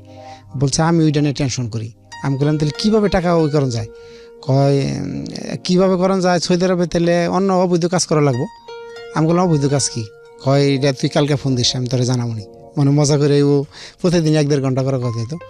তো পাশে দেখি ওই ইন্ডিয়ান আছে, ওরা হইলো থাই লটারি খেলায়। এক টাকা হইলো 400 রিয়াল, মানে 1 রিয়ালে 400 রিয়াল যদি গেম লাগে। তো ওরা আমি ফোন দিছি যে দোস্ত তুই কি থাই লটারির সম্বন্ধে তার কথা, আমি নিজে খেলাই। ও বলতেছে আমি নিজে খেলাই, এটাতে গেম যদি ডাইরেক্ট লাগে 100 টাকা হলো 40,000 রিয়াল, মানে 100 রিয়ালে 40,000। আমি বললাম যে এটা তো তাহলে আমার ই করার না, আমি তো এটা বুঝি না। হয় তুই ফোন দিস, আমি রাত্রে আমি ডিউটি করার পরে তোর বুঝাই দিব। 3 ডিজিটের, আর একটা আছে 3 ডিজিটের 2 ডিজিটের। 2 ডিজিটের যারা ওটা 10 টাকায় 800, 10 রিয়ালে। আর 3 ডিজিটের ওইটা স্টেট লাগলে ওইটা হলো 100 রিয়ালে 40,000। তা আমি বললাম যে আমি দুটোটাই খেলবো। দেখা যায় যে ও আমার নাম্বার দিত, খেলতাম। পরে মোটামুটি করছে ওটা একটা সংখ্যা, মিলানোর সংখ্যা, ওইটা আমি নিয়ে মানে রাত জায়গা মানে এতটাই চিন্তা করতাম যে না আমার একটা নাম্বার মিলিতেই হবে। দেখা যাবো যে আমি ডিউটি পরে আমি ফ্রি থাকতাম, ওই নাম্বার মিলানো কাটতাম, আর হইলো ওই রাজনৈতিক সংগঠনে যে সময় দিতাম এবং টাকা পয়সা খরচা করতাম। বাড়িতে টোটালি একদমই টাকা দেওয়া হইতো না। তো এর মধ্যে ইয়ে হইলো ওইটা নিয়ে যে এজেন্ট ইন্ডিয়ান, হে হলো ছুটিতে গেতেছে। আমি ওর কাছে খেলতাম, দেখা যাবো যে আমি খেলতাম বেতনে, মানে আমার মতো বাঙালিকে বেতন 300 রিয়াল সৌদি আরবে। ভালো যারা গভর্নমেন্ট করে 1000 জব করে 1000 রিয়াল। তো আমার তো মোটামুটি 2000 রিয়াল, আমি 1500 রিয়াল খেলতাম। তো আমার ও অন্যভাবে ই করতো যে 100 রিয়াল খেললে 60 টাকা জমা দেওয়া লাগতো। তা আমি 1500 রিয়াল খেললে একা, সে আমারে বলতো যে না এ তো ভালো ভিআইপি কাস্টমার। ও আমার অন্যভাবে নিয়ে বসাই এগুলো বললো যে তোমার হিন্দিতে কথা বলতে, তো মানে আমি হিন্দিটা বলতে পারি। বললো যে মেয়ে তো আগলে हफ्ता को छुट्टी जाएगा, तो तुम्हारा जे थाई लॉटरी का मैं तुम्हारा पास दिया जाएगा, तुम कलेक्शन करेगा, बाद में मैं जिधर देखाएगा उधर তুমি জমা দিয়েগা। বলো যে আমি তোর জেনে দেখাই দিব, ওই জায়গায় তুই এলো নিয়ে জমা দিবি, নাম্বারগুলো কাটে যে কালেকশনগুলো হবো তুই আমার ফোনে জানাবি। তখন আমি মনে মনে কইতেছি না আমি তো ওই জায়গায় চাই ওই এজেন্টে যাওয়ার নিয়ে আমি হবার নিয়ে চাইতেছি। আমি আরও কইছি যে সমস্যা নাই। পরে ছুটি গেল, 3 মাসে ছুটি গেছে। আমি নিয়ে হলো মাসে 2বার খেলা হয়, মাসের 15 তারিখ আর হলো মাসের 1 তারিখ, মাসে 2বার খেলা। এটা হলো ড্র হয় থাইল্যান্ড থেকে। তো আমার ওরা যারা খেলতো ওইগুলো আমার কাছে দেখতে দেওয়া যায়, রিসিভ দিয়ে তো টাকাগুলো রাখতাম। দেখা যাচ্ছে প্রথম 15 তারিখে কালেকশন করছি, মোটামুটি 16,000 টাকা কালেকশন হলো। আমি কী করছি, ওই এইগুলা যে পড়ছিগুলা একটা নিচে পড়ে গেছে আরগুলো জমা দিছি, ওইটা জমা দিই নাই। জমা না দেওয়াতে দেখা যাবে যে ওই বেলা 1টার সময় হলো রেজাল্ট হয়। এটা হলো সকাল হলো 7টা পর্যন্ত জমা নেই। তো আমি নিয়ে জমা দিয়ে হিরিয়া জমা দিয়ে আসলাম, একটা পড়ছি রয়ে গেছে। তো হিসাবে কইতেছে আপনি তো মিয়া বলতেছেন যে 16,000 টাকা কালেকশন, কই কালেকশন তো হয়েছে 10,000 টাকা, আর পড়ছি কই? তো আমি কইছি যে কোনো পড়ছি টড়ছি না পাওয়াতে রাখেন এটাই। দেখা যাবো যে ওইটা রাখলাম, 6,000 টাকার পড়ছি জমা হয় নাই, ড্র হয়েছে 6,000 টাকা, আমি তো কোনো গেম লাগে নাই, মানে 6,000 টাকা আমার পকেটে বেশি রয়ে গেল। তখন আমি করলাম যে এইটা তো যে কালেকশন হয়, আমি যদি জমা না দিই তাহলে তো খারাপ না, গেম তো লাগলে আমার পকেটের দিকে দিয়ে দিব। আমার মাথায় একটা কাজ হইলো। এভাবে 1 মাস যাওয়ার পরে যে কমিশনটা হইলো আমি পাঠিয়ে দিছি ইন্ডিয়ান ওর নামে। ও 1 মাস 1.5 মাস থেকে চলে আসছে। চলে আসার পরে আমার তো হয়ে গেলো, আবার ওর দায়িত্ব বুঝে নিল। তো আমার ওইটা হয়ে গেলো যে এটা তো অনেক টাকা নিতেছে, এটা না খেললেই তো ভালো, না খেললেই তো অনেক টাকা আসে। আর বড় বড় গেম খেললে দেখা যাবো যে আমি বড় বড় গেম খেলবো, ওর কাছে কি করা যায়। তো ওইটা আমার ওই কাজটা আমার নিতে হবে। তো আমি আবার বিভিন্ন ওই সৌদির আমার যে বস আছে ওর পাঠিতে হইলো ওই গাওয়া, আমি ভালো গাওয়া বানাইতে পারতাম। মানে সৌদির একটা চা জাতীয় গাওয়া খায়, ওইটা আরব দেশে খায়, ওইটা খুব সুন্দর করে আমি বানাইতে পারতাম। দেখা যায় যে মানে আমরা যত স্টাফ আছিলাম, মানে আমি বলদিয়া জব করতাম, বলদিয়ার অফিসে, মানে আমার মতো কেউ ভালো বানাইতে পারতো না। কি দিয়ে বানাতেন ওটা? এটা গাওয়ার এক জাতীয় একটা ওই পাউডার আছে, ওইটা আরব কান্ট্রিতে হয়, ওইটা খাইলে শরীরের হইলো অনেক কিছুই বিষ বেদনা চলে যায়। ওইটা আর হইলো শুধু ওই যে খেজুর আছে, খেজুরের সাথে ওরা খায়। ওরা হইলো যেমন আমাদের গ্রামে গেলে ওরা পান সুপারি দেয়, এখানে চা কফি দেয়, ওরা হইলো ওই গাওয়াটা হইলো সবচেয়ে ওদের হইলো আপ্যায়ন, অতিথি আপ্যায়ন খেজুরের সাথে, এবং খুবই শরীরের জন্য এবং খুবই টেস্টি। তো আমি এটা এমনভাবে বানানি শিখছি, আল্লাহ তাআলা হয়তো আমার এইভাবে এই গুণটা দিছে। মানে আমি যে এইভাবে বানাইতাম ওইটা এত টেস্ট হইতো, অর্থাৎ বলদিয়ার রাইস সে আমার গাওয়া খাওয়া বলছে এই লোক এটা কোন অফিসে কাজ করে, যে অমক অফিসে, এইটা আমার অফিসে দিয়ে দেওয়া লাগবে। তো ওইটা আমার পাঠিতে যে আমার গাওয়া খাওয়ার পরে বলদিয়ার রাইস বলতেছে যে এই লোকটারে আমার পার্টি মানে ইয়েতে দিতে হবে, আমার অফিসে দিতে হবে। কিন্তু আমার বস তো মানে অন্য টাইপের, মোদির উনি ছাড়ে নাই, না এটা আমার এতদিন ধরে কাজ করে, ওটা আমার পার্সোনাল, ওরা দেওয়া যাবো না। সেই মানে রাইস টাইসের বোঝাই করে দিছে যে এটা আমার এখানে কাজ করব, আর সে রাইস আপনার সাথে কাজ করতে ইচ্ছুক না, মানে এইভাবে করছে। তো বলদিয়ার রাইসে বলছে আমার সাথে কাজ করতে ইচ্ছুক না, মানে উনি যে কোনো মুহূর্তে আমার বসেরও চলে যেতে পারে, ট্রান্সফার করে দিয়ে অন্য জায়গায়। তো ফ্রিভাবে এভাবে বলছে যে আসলে ও আমার সাথেই থাকতে স্বাচ্ছন্দ্য বোধ করে, থাকুক, কিছুদিন পরে আপনার দিমনি। এটা ওইভাবে রাখার পরে আমার এক পার্টিতে নিয়ে গেছে, যাওয়ার পরে ওইখানের পুলিশ ইন্সপেক্টর আছে, তার সাথে আমার পরিচয় হলো। যে আমার গাওয়া খেয়ে বলতেছে যে এটা গাও বানাইছে কে, বলছে যে বাঙালি আছে আমার অফিসে, আমার ডাক জানিয়েছে নিয়ে কয় তোর ডিউটি করা পর্যন্ত। যে আমি বলছি আমার ডিউটি তো সকাল হইলো, ও আমার ডিউটি কমাই দিছে আবার বসে, বলছে তুই আমার টাইমে আবি, আয়া গাওয়াটা বানাবি, আর ক্লিন মিলিন যে করবে শরিকার কোম্পানির কিছু লোক আছে, ওরা সমস্ত কিছুই করবো, শুধু পানিটা গরম দিবে, আমি ওইটা শুধু গাওয়া বানাবো। এই কামটা হলো বসে আমার খালি ওইটা রাখছে, আর কোনো কাজ নাই আমার। তো করছে, বলে যে ওর ডিউটি হলো তো 10টা থেকে হলো 1টা পর্যন্ত, 1টা পর্যন্ত। বলছে এরপরে কি করে, যে এরপরে কিছু করে না, 4টার পরে থেকে ইস্তারা, মানে অর্থাৎ ওরা অফিসের পরে সন্ধ্যায় একটা, মানে আমরা যেমন বলি যে রেস্টের এই দেশে এরকম কি আছে, ক্লাব আছে না, এরকম ইস্তারা আছে মাজরার ভিতরে, মরুভূমির ভিতরে। ওরা হইলো ওইভাবে ওই গাওয়া বিভিন্ন ডিং জাতীয় খায়। তো বড় বড় অফিসার যারা আছে, যা আমার এক ফ্রেন্ডেরই আছে, ওইখানে ওরা হইলো আমি যাই, ওইখানে ওর কাজ করতে হইব, 1 ঘন্টা করে গাওয়া বানাইতে চলে আসবি, তার জন্য তোরে যা দিতে হবে ওটা নিয়ে তুই যা স্যালারি পাস ওটা আমি দেখবো না। তো আমার হলো মদিরে বলছে, আমার মদিরের খুব কাছের লোক, বললো যে দেখ তুই তো আসলে আমি জানি তুই হলো করস না, একটু 1 ঘন্টা করে গেলি, আর তোরে যে টাকা দিব তুই দেখিস, ও খুব ভালো লোক। তো আমার প্রথম আইসা গাড়ি দিয়ে নিয়ে গেল, নিয়ে যাওয়ার পরে আমি গাওয়া বানালাম। গাওয়া খাওয়ার পরে বললো যে তোর হলো বলে দিয়া গভর্নমেন্ট স্যালারি কত দেয়, আমি কেছি 1,000 টাকা। কয় আর হলো এমনি কত পাস, তোর বসে কত দেয়, আমি ওটা বলি না, আমি কেছি না আমার অনেক দেয়। কয় তুই শুধু গাওয়াটা বানাইতে চলে যাবি, তোর স্যালারি হলো 1,000 টাকা এখানে। সৌদির 1,000, বাংলাদেশের প্রায় 20,000 টাকার মতো। তে আমি বললাম কয় আর কোনোই নাই, তুই শুধু খালি স্যালারিটা বানাই দিতে, গাওয়াটা বানাই থেকে যাবি গিয়া, তোর কোনো কাজ নাই, তুই খালি স্যালারিটা, তোর স্যালারি তোর মানে ব্যাংক কার্ড আছে, তোর সারাবে চলে যাব। তো আমি চিন্তা করলাম যে না 1,000 টাকা, তো এদিকে আমার টার্গেট হইলো যে 1,000 টাকা আমার কাছে তখন সাধারণ কিছু মনে হইতেছে। আমি রুটে দেখছি অনেক বাঙালি ভাই এইভাবে বিশ্বাস করেন যে 310 টাকার জন্য তারা এই রুট ঝাড়ু দিতেছে। মানে এত কষ্ট করে তারা টাকা কামায়, 300 টাকা স্যালারিতে যায়, আর আমার কাছে 1,000 টাকা স্যালারি দিতেছে, আমার কাছে মনে হচ্ছে 1 টাকা। আমার টার্গেট হইলো যে না আমার তো ওই লটারির টাকা দরকার। একটা জিনিস খেয়াল রাখবেন, উনি লোভে পড়ে গেছেন, এটা আমরা হয়তো কথা শুনে বুঝতে পারছি যে 1,000 টাকা অনেক টাকা, 300 টাকা দিয়েও রোড ঝাড় দিচ্ছে এরকম বাঙালি আছে ওখানে, সেখানে 1,000 টাকাও তার কাছে কোনো টাকা মনে হচ্ছে না, কারণ তার প্রত্যাশার মাত্রা কিন্তু অনেক বেশি। যাই হোক, বলেন। পরে মানে আমার কাছে এরকম মনে হলো যে আমি বলতেছি যে ঠিক আছে, আমি মাঝে মধ্যে টাইম পেলে কয় তুই সপ্তাহে 5 দিন আবি, আর 2 দিন আসা লাগবে না। তো তারপরে আমি যাই, যাওয়ার পরে দেখা যায় 5 দিনের মধ্যে আমি সময় দিই না, 3 দিন যাই, 4 দিন যাই। তারপর ওরা হ্যাপি থাকে, কিন্তু আরও কিছু কিছু ওরা আছে যে 1,000 টাকা স্যালারি দেই, ও তো অমুক দিন আসে না, গাওয়া ভালো হয় বিদায় আমার রাখে, মানে ওরা খাইয়ে টেস্ট পায়। তো আমারে বললো যে তুই যে কয়দিনই যাস গাওয়াটা বানাই দিয়া তুই আরেকটা দিন বেশি আসিস।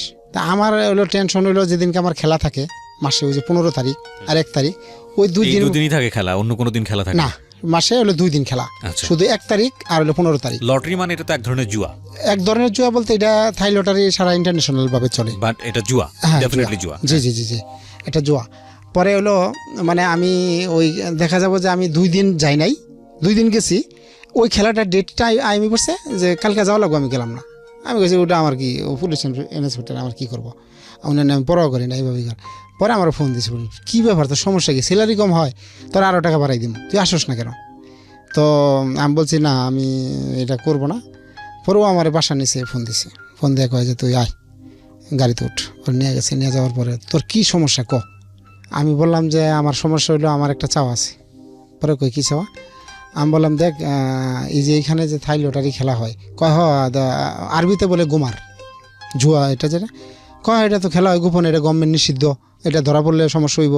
আমি বললাম তুই তো এই আন্ডারে এই পুরো ইন্সপেক্টর, কহ আমি ওই অমুকখানে কালেকশন করে আমাকে ওই পুরো আন্ডারের দায়িত্ব আমি নেব, এটা আমার হলো আমার ব্যবস্থা করতে নেবো, গাঁও আমি ফ্রি বানাই দিব, আমার কালেকশন আমি এটা পুরো করবো, অড্ডা বন্ধ করা লাগবো, তুই এই কাজে। আমি বললাম আমার দরকার।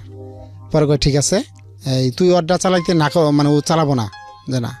পরে কয় যে ও কবে কবেই করে। পরে ওর হলো মানে আমি জানাই দিলাম যে ওখানে কালেকশন করে, ওই দিন ওরে ধরে ফেলাইছি, নিয়ে ধরিয়া পরে হলো টাকা পয়সা যা আসাল ওরে হলো করে দিল, ওর কপিল ওর ভিতরে জেলে দিল। জেলে দেওয়ার পরে যাই যাবিনে বেরিয়েছে, ওরে বলে দিছে জেলে থেকে তুই এই শহরে এই কাজ আর করতে পারবি না। পরে ওই ইন্সপেক্টরে বলে দিছে যে এই কাজ করতে পারবি না, অন্য কাজ করগা, আর না হলে তুই এই শহরে থেকে অন্য জায়গায় অন্য শহরে যে কাজ করগা।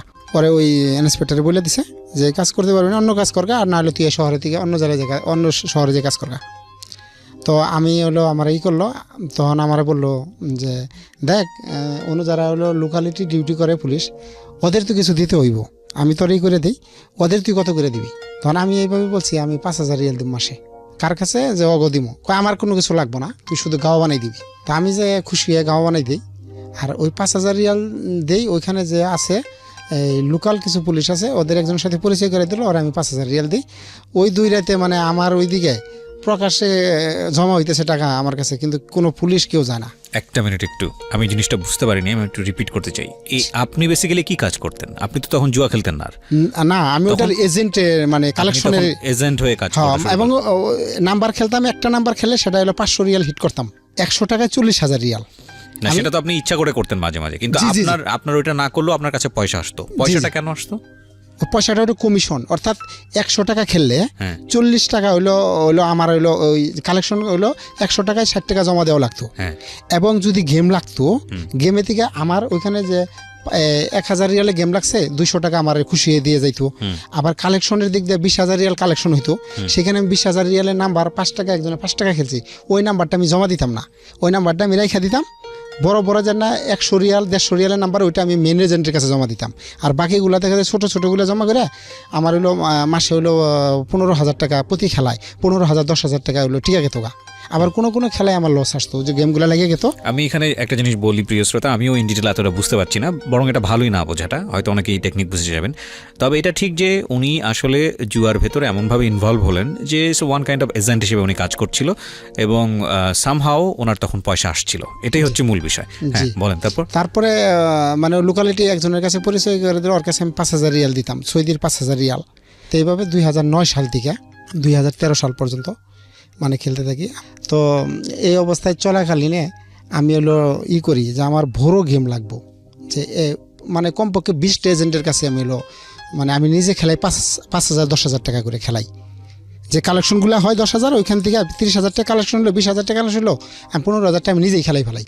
তো এইভাবে চলতে থাকে। প্রায় 20-30টা এজেন্টের সাথে আমার পরিচয় হলো। সৌদি আরবের যে প্রদেশে খেলা হয় সবার সাথে আমি ওই টাকা অগ্রিম দিয়ে রাখি, যে এই নাম্বারগুলো ওরা হলে নাম্বারগুলো জমা নেয়। তো আমি 2014 সালের লাস্টে, 14 সালের লাস্টে প্রথমে এই মার্চ মাসের দিকে আমি হলো ঘুমাই রয়েছি, সকালবেলায় মানে ঘুমাই রয়েছি। ওই টাইমে আমি স্বপ্নে দেখতেছি যে একটা গেম হইলো এই নাম্বারটা মারতেছে। স্বপ্ন আসলে কখনো সত্যি হয় না, কিন্তু 4 একটা 7 নাম্বার আছে, 447, এই নাম্বারটা মারবো। তো আমি ঘুমে থেকে উঠেছি, উঠার পরে তো আমি ভালো করে চাই দেখি যে আজকে কয় তারিখ। তখন দেখি যে আজকে 15 তারিখ, রাত্রে হইলো নাম্বার জমা নিবে। তা আমি ঘুমে থেকে ওঠার পরে 15 তারিখ, তা আমি হইলো খাতা হইলো গেম খেলার জন্য ওই কিছু খাতা দেয়, ওগুলো নাম্বার হইলো কাটতেছি, মিলে ওই নাম্বারটাই আমার হিসাবে আসে, নাম্বারটা হিসাবে আসে। তো আসার পরে আমি বলতেছি যে এই নাম্বার এটা যদি মারে তাহলে কি করা যেতে পারে, আর এই নাম্বারটা যদি আমি খেলাই তাহলে কোন জায়গায় খেলাম। আমি ওই নাম্বারটায় 13,000 রিয়াল খেলছি, সৌদির 13,000 রিয়াল, এবং 18টা এজেন্টের কাছে খেলছি। খেলার পরে আমি তো 16 তারিখে 15 তারিখে রাত্রে খেললাম। খেলার পরে হইলো রেজাল্ট রাত্রে খেলার পরে ড্র হইলো 12টার দিন 12টায়। তখন আমি এলো এইভাবে অফিসে ডিউটি চলতেছে আমার। তো আমার বসে বললো যে তুই মক্তব বন্ধ কর, আমি চলে যাইতেছি, অফিস বন্ধ কর। তো ওই টাইমে যে সময় নেটে চেক করছি, চেক করার পরে আমার ওই যে ফ্যান আলমগীর করে নাম, অন্য প্রদেশে যে আমার খেলা শিখাইছাল, তো ওই আমার ফোন দিছে, এই আজকে গেম খেলছিলি? তা আমি বলছি না রে দোস্ত, এইভাবে বলছি কী খেলবো, ওইভাবে কয় গেম মারছে 447। আমি বললাম যে ভালো করে কয় 447 মারছে। তো 447 যখন গেমটা মারছে তখন তো আমি 13,000 রিয়াল খেলছি, 3টা ভাঙা দিয়া, অর্থাৎ আমি হলো 1800 রিয়াল হইলো হিট পড়ছে, মানে 18 লাখ রিয়াল হইলো আমি পাইতেছি আমার হিসাবে। তো হইলো আমি ওরে বাক কইছি দোস্ত তুই ভালো করে দেখ, কয় যে সঙ্গে আমি ওই অফিসের কম্পিউটার খুলে আছে ওয়াইফাইয়ের নাম্বার আছে, আমি যাই করে নাম্বারটা থাইলটারি লেখা সার্চ দেওয়ার পরে তারিখ দিয়ে 447 যে সময় দেখছি, আমার হাতে একটা মোবাইল ছিল, হাত থেকে আমাদের পড়ে যেয়ে গেল, এবং আমি ভিতর থেকে ওয়াশ কাটা হইতেছি না। যে এই গেমিটা আমি মানে চোখ দেওয়া যে সময় লাগছে তখন আমি একটু সেন্স সারা হয়ে যাইতেছি যে আসলে কি গেমিটা লাগছে। তো আবার আছে কত টাকা, মানে ওইটার 18 লাখ রিয়াল, তার মানে বাংলাদেশি টাকা কত টাকা হতে পারে? বাংলাদেশের 5,000 রিয়াল 1 লাখ। আচ্ছা, তো 18 লাখ রিয়াল প্রচুর টাকা, প্রচুর টাকা লাগার পরে আমি আমার ওই শেখ আছে যারা হইলো দারোয়ানের ডিউটি করে সৌদি, আমার বলছে তোর কী হয়েছে? পরে আমি কইছি তুই আমার কর, এই একটু পানি দে মাথায়। পরে কয় যে তুই অসুস্থ, ছুটি নিস নাই কে? আমি ওরে বলি নাই। তো আমার যে ফ্যানটা আছে আমার মোবাইলটা অফ হয়ে যাওয়ার পরে, মোবাইলটা পড়ে যাওয়ার পরে সিম হয়ে গেছে গা। তা আমি জিনিসটা কাউরে জানাইলাম না, ওদিকে যাইয়া কোনো রকমের রুমে গেলাম। রুমে যাওয়ার পরে আমার যে এজেন্ট আছে 18টা এজেন্টের কাছে আমি ফোন দিতেছি, দেখ আমি তো হেরা জানে না যে আমি খেলাইছি, নাম্বারগুলো হলো কাস্টমারের, আমি না জমা দিছি। তো আমি ওরা ফোন দিয়েছি, দেখ কাস্টমারের তো আমার ফোন দিয়ে করতেছে, কয় সমস্যা নাই, বড় বড় এজেন্ট তারা, সৌদি আরবে বড় বড় দোকানপাট আছে, বড় বড়। বা আরেকটা কথা খোলাসা করি, যারা হলো বড় বড় এজেন্ট, বড় বড় ব্যবসায়ী, তারা এই এজেন্টের নাই। সৌদি আরবে অনেক বড় বড় ব্যবসায়ী আছে বাংলাদেশি বিভিন্ন জেলার, তারা ওটার এজেন্ট হিসাবে কাজ করে, কারণ তারা টাকা লাগলে তারা ডেকে দিতে পারবো, ওদের কাছে খেলায়। তো আমি যে সমস্ত লোকের কাছে গেছি অধিকাংশ লোকেরই দোকান আছে, এবং এক একজনের 5 লাখ 10 লাখ করে রিয়াল দেওয়ার ক্ষমতা আছে। তো আমি ফোন দেওয়ার পরে বললো যে আরে মিয়া ফোন দিতেছেন, আপনি সন্দেহে টাকা নিয়ে যান। তো আমি একটা পাকিস্তানির মানে করে ট্যাক্সি ড্রাইভার, ওরা আমি বললাম যে দোস্ত এক জায়গায় তো যাইতে হবো। কয় যে সমস্যা নাই, আমার 200 রিয়াল দেন রাখবো, তুই জানি আমার নিয়ে যাস। আমি বললাম 200 না, তোর টাকা পাবি 500 রিয়াল। কয় যে 500, ওর আমি পকেটে দিয়ে দিলাম। কয় তুই যে সময় ডাক দিবি আই করবি, আমি এই সময় দিছি 4টার আগে বইরিস, 4টার আগে বই থাকবো। আমি যাবো হলো বাসায় যেয়ে একটু খাওয়া দাওয়া করে তখন আমি করতেছি যে টাকাগুলো তো আসলে যেডি পাই, সবটি টাকা হয়তো পাওয়া যাবো না, যেডি পাই পাওয়ার পরে এটা কেউ জানা যাবো না, টাকাগুলো কৌশলে আমি নিয়ে এসে দেশে পাঠিয়ে দিতে হবো। এটা হলো আমার হ্যাঁ চিন্তা ভাবনা রইলো। তো আমার ভাই আবার ওই শহরেই থাকে, আমার হলো বড় ভাই, মানে সে এমনই সৎ, মানে সে আমার জানতো যে আমি থাই লটারি কাজ করি, সে আমারে মানে আমার কাছে বিচার দিত, ও যে পদে গেছে ও নষ্ট হয়ে গেছে গা, মানে আমাদের ছোট ভাই সবচেয়ে আদর্শ থাকবো, ও এতটাই নষ্ট হয়ে গেছে যে ও মাঝে মাঝে বলতো যে তুই এই পথ থেকে ফিরে যা, এটা খুবই খারাপ পথ, এই সমস্ত টাকা পয়সা কোনো দিন থাকে না, আর এটা কিন্তু প্রবলেম পড়ে যাবি, সৌদি আরবে হলে তুই সৌদি আরব থেকে পার হইতে পারবি না।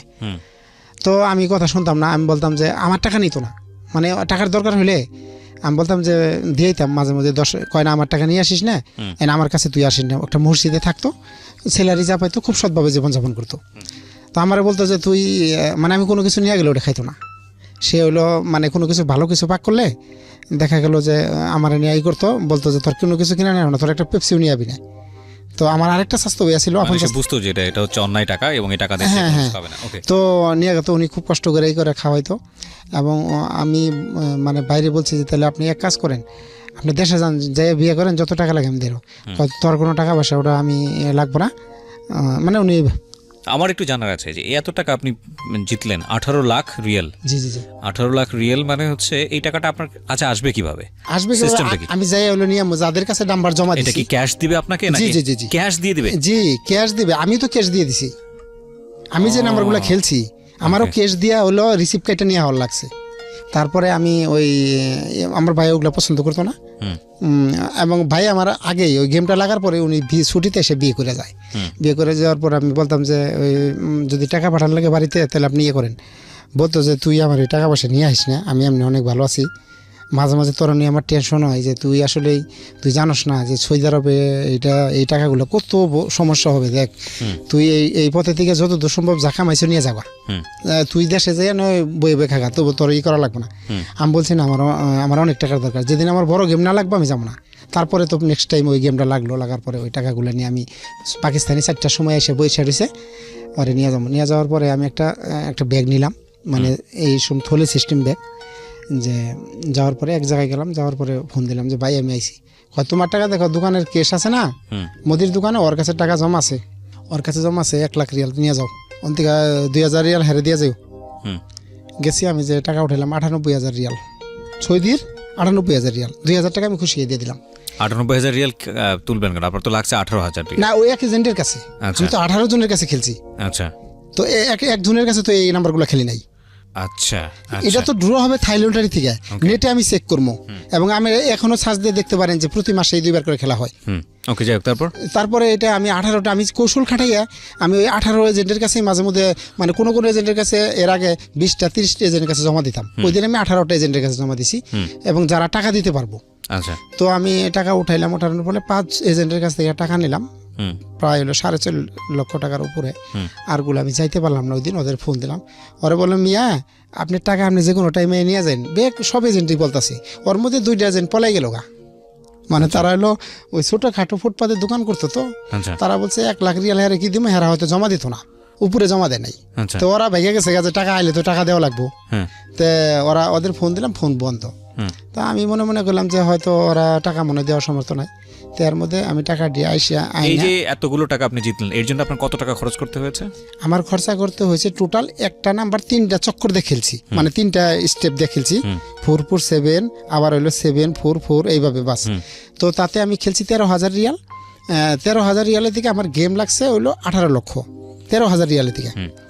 তো লাগার পরে তো আমি ওই 5-4.5 লক্ষ টাকা আমার বিছনার নিচাই না রাইখা, মানে আমার যে রুমমেট আছে এটা হলো অন্য জেলার, সেও জানে যে কোনো সময় আমার কাছে 50,000 রিয়াল থাকে, 5,000 রিয়াল, আবার কোনো মাসে আমার 2,000 রিয়াল থাকে না, ওই যে আমি গেম যেসব না লাগে। তো সেও জানতো বিষয়গুলো? না, সে ওই গেম লাগছে জানে না। তা আমি কিন্তু এরকম হয় আপনার কাছে, আপনি খেলেন এগুলো সেগুলো হ্যাঁ, সে তো সবসময় মাঝে মধ্যে কইতো টাকা নেই, তো আবার কোনো সময় দেখতো যে আমার কাছে টাকা নাই, আমি ও মিয়া আজকে তেলে গেছে গা, টাকা লাগে নাই, মানে এরকমভাবে ইয়ে করতো। কিন্তু সে এটা মানে দেখা খেলতো না। তো আমি ওই টাকাগুলো ভিতরে রেখে দিলাম, ভিতরে রেখে আমি বললাম যে তো আরও সন্দেহ করো না, গেম তো আমার লাগছে আমি জানি। তো আমি বললাম যে কি করা যায়, তো ওই টাকাগুলো পরের দিন উঠাই ফেলাইলাম, উঠাইয়া আমি একটা বস্তা নিয়ে মানে মোটামুটি একটা প্যাকেট করে আমি আমার ভাইয়ের কাছে গেছি, যে বলতেছি যে ভাই এইখানে কিছু টাকা আছে, টাকাটা দেখে মসজিদের কাছে থাকতো, যে এই ব্যাগটা তেলে একটু যদি আপনি রাখতেন, এটা মসজিদ, এই জায়গায় টাকা এনে নিয়ে আসিস না, তুই পারস না যেমনি এমনি অন্য কোথায় পাঠাই দেখা, আমি মসজিদে এই ধরনের টাকা টাকা আমি তুই তো জানোসই, মানে আমার বড় ভাই বলে দিল। ব্যাগে করে টাকাটা নিয়ে গেছেন, তারপরে দেখেও সে লোভ করে নাই? না, টাকাটা এলো এইভাবেই রয়েছে, উনি বুঝতে পারছে টাকা। আচ্ছা, তাই আমি বললাম যে ভাই টাকাটা মানে কিছু টাকা আছে, টাকাটা আপনার কাছে রাখতে চাই, এটা আমি 2 একদিন পরে নিব। কয় দেখ এটা মসজিদ, এখানে এই ধরনের টাকা না রাখাই ভালো, আর এনে আমি পছন্দ করিস না, তুই কোথায় ওঠে রাখগা, আর তুই এই যাই জামেলা আমার এনে এই করিস না। একটা জিনিস চিন্তা করে দেখেন, একই মায়ের পেটের 2 সন্তান, মানে আপনারা যখন গল্পটা শুনছেন তখন তো শুনেই যাচ্ছেন একভাবে, এবার আমি একটু ভিন্নভাবে চিন্তা করছি। একই মায়ের পেটের 2 সন্তান, একজন টাকার লোভ করে সে কত বড় বড় রিস্ক নিচ্ছে, এবং একটা ফসল কি হয়েছে সেটা তো আপনারা দেখবেনই, কারণ সবসময় আমরা পরিণতি দেখাই সিক্রেটসে যেটা করি আমরা। চিন্তা করে দেখেন, একজন মায়ের, একজন যার কোনো লোভ নাই, যে হচ্ছে গায়ে গতরে খেতে ট্রাই করছে, আর আরেকজনের নেশা পেশায় হয়ে গেছে টাকা। ঠিক আছে, হ্যাঁ, তখন আপনার ওই ব্যাগের মধ্যে কত টাকা? ওইখানে 4,60,000 রিয়াল। এটা বাংলাদেশি টাকায় কত টাকা হয়? 1,20,00,000। 1,20,00,000, তার মানে প্রায় কোটি টাকার কাছাকাছি। হ্যাঁ, পরে বাইরের জিগায় নাই যে এখানে কয় টাকা আছে, তো বললো যে ওই টাকা এটাকে নিয়ে আসিস না। পরে আমি নিয়ে আইয়া আমার ওই রুমেই বিছনার নিচে রাইখা দিলাম। রাইখা দেওয়ার পরে আমার কথা হলো যে টাকাগুলো আমার পাঠাই দিতে হবে, আর টাকা পুরো টাকা আমি কালেকশন করে নিই। তো আমি আবার পাকিস্তানটা নিয়ে যাই। পাকিস্তানটা আমি যে এখানে যে 500 টাকা করে দিই, যারা হলো আমি পুরা দিন ঘুরে 200 টাকা দিতাম, সে 500 টাকা দেওয়াতে সে খালি বলতেছে বন্ধু কিয়া গেম লাগ গিয়া। পরে আমি মানে কইছি যে লাগছে 10,000 রিয়াল লাগছে, ওরা 500 করে দিই। দেখা গেল আর আমি 16 জায়গায় নিয়ে গেছি, 16 জায়গায় নিয়ে 16 জায়গায় টাকা পাইনি, আমি হলো 14 জায়গায় 14 লাখ টাকার মতো পাইছি। পাওয়ার পরে ওরে আমি 14 মানে যে খেপে নিয়ে গেছি ও মোটামুটি গোছে আমি ওরে তাতে 2,000 টাকার মতো দিছি। 3 দিনে কালেকশন হওয়ার পরে পুরোপুরি নিয়ে আমি চিন্তা করতেছি যে টাকাগুলো কীভাবে পাঠানো যায়। তে আমার হলো আমার যে রুমমেট ও খালি আমার করতেছে কি হালিম ভাই আপনি খুশি খুশি লাগে গেম লাগছে নাকি? আমি বলছি কি টাকা লাগবো? কয় 5,000 রিয়াল দিন তো বাড়িতে পাঠার লাগবো, আমি 2 মাস পরে দিয়ে দেবো। আমি বললাম যে 5,000 ধরেন এই টাকাটা রাখেন, তো আপনি যে মন চাই দিয়েন। পরে আমি 5,000 টাকাই দিছি। বললো গেম লাগছে ভালো, তো আমারও মাঝে মধ্যে নাম্বার নিয়ে খেলাইন। তো আমি আমার ওইখানে এত টাকা আমি ওটা ওরেও বুঝতে দিই না, মানে আমি টাকা এই করার পরে এখন আমার এলাকায় হুন্ডিতে টাকা পাঠাই, নাম হলো আবু তালেব করে নাম, শুনছি যে এলাকায় বড় বড় ধরনের টাকা পাঠায়। আমার আপন চাচাতো ভাইয়ের মানে মামা কি শ্বশুর, ওই ধর্ম শ্বশুর যেটা বলে, তো উনি রিয়াদে থাকে। আমার ওই চাচাতো ভাই হলো আমার দিকে অনেক দূরে থাকে, এবং উনিও নামাজি। তো উনি আমার মানে অন্যভাবে ওই 2 ভাই মানে দেখা তারা একই লেভেলে চলাফেরা করতো। উনি হলো আমার চাচাতো ভাই, আর একটা হলো আমার আপন ভাই। তো আমারে মানে আমি ওনারে না জানাই আমি ফোন দিছি ওনার উকিল শ্বশুরে, যে তাই কোথায় আছেন? বললো যে রিয়াদে। আমি বললাম দেখেন আমার এক বন্ধু আছে, তো ও দেশে যাবো, কিছু টাকা পাঠালে। কয় লাখ? আমি বললাম যে 5 লাখ করে কয়েকবার লাগবো। কয় করেন আপনি হলো 1 কোটি টাকাতে পাঠাই দেবেন। আমার কি মনে করেন আমি কি ছোটো মোটো হুন্ডির ব্যবসায়ী? তা আমি বললাম তাহলে কী করবো? কয় আমি বললাম তাহলে এক কাজ করি, এই 3 লাখ নিয়ে আসি আজকে, আবার পরে দিবেন 7 লাখ 5 লাখ এরকমভাবে, মানে 10-15 লাখ টাকা পাঠাই দিব।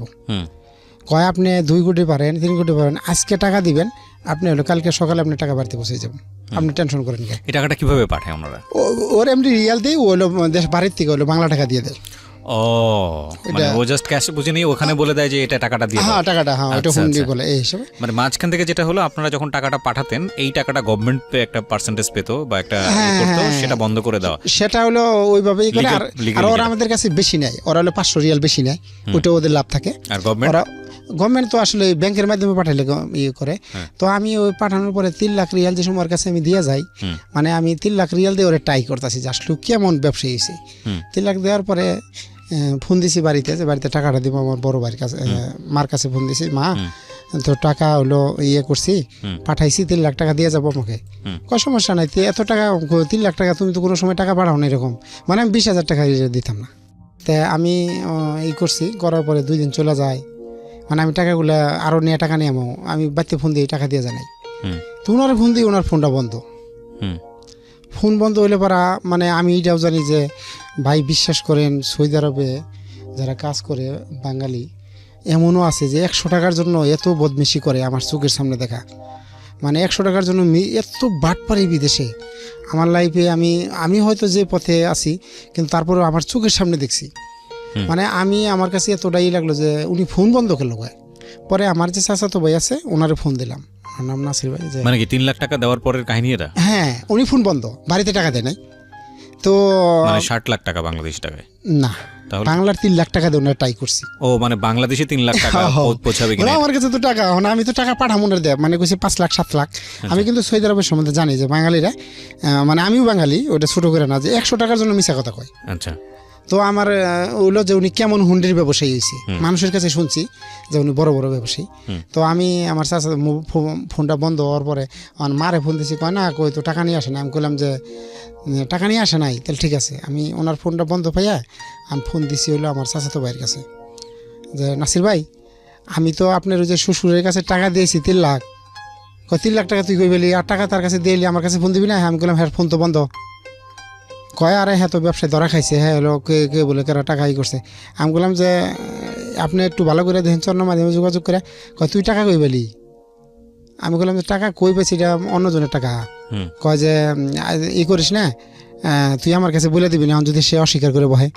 আমি বললাম যে আমি কি জিনিস এটা তো আপনি ভালোভাবে জানেন, মানে এলাকায় মানে অন্যভাবে চিনে, তো মানে একটু কেউ আমি করতে কথা বলি নাই। তো কয় দেখ তুই তো তুই হতে আমার শ্বশুরের কিছু বলিস না, আমি যোগাযোগ করতেছি।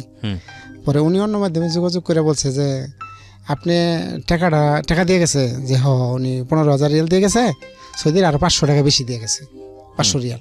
তাহলে তার টাকাটা বাড়িতে বসে দেন নাকি? কি কমো হসুর, অন্য তো ধরা খাইছি 14 লাখ রিয়াল।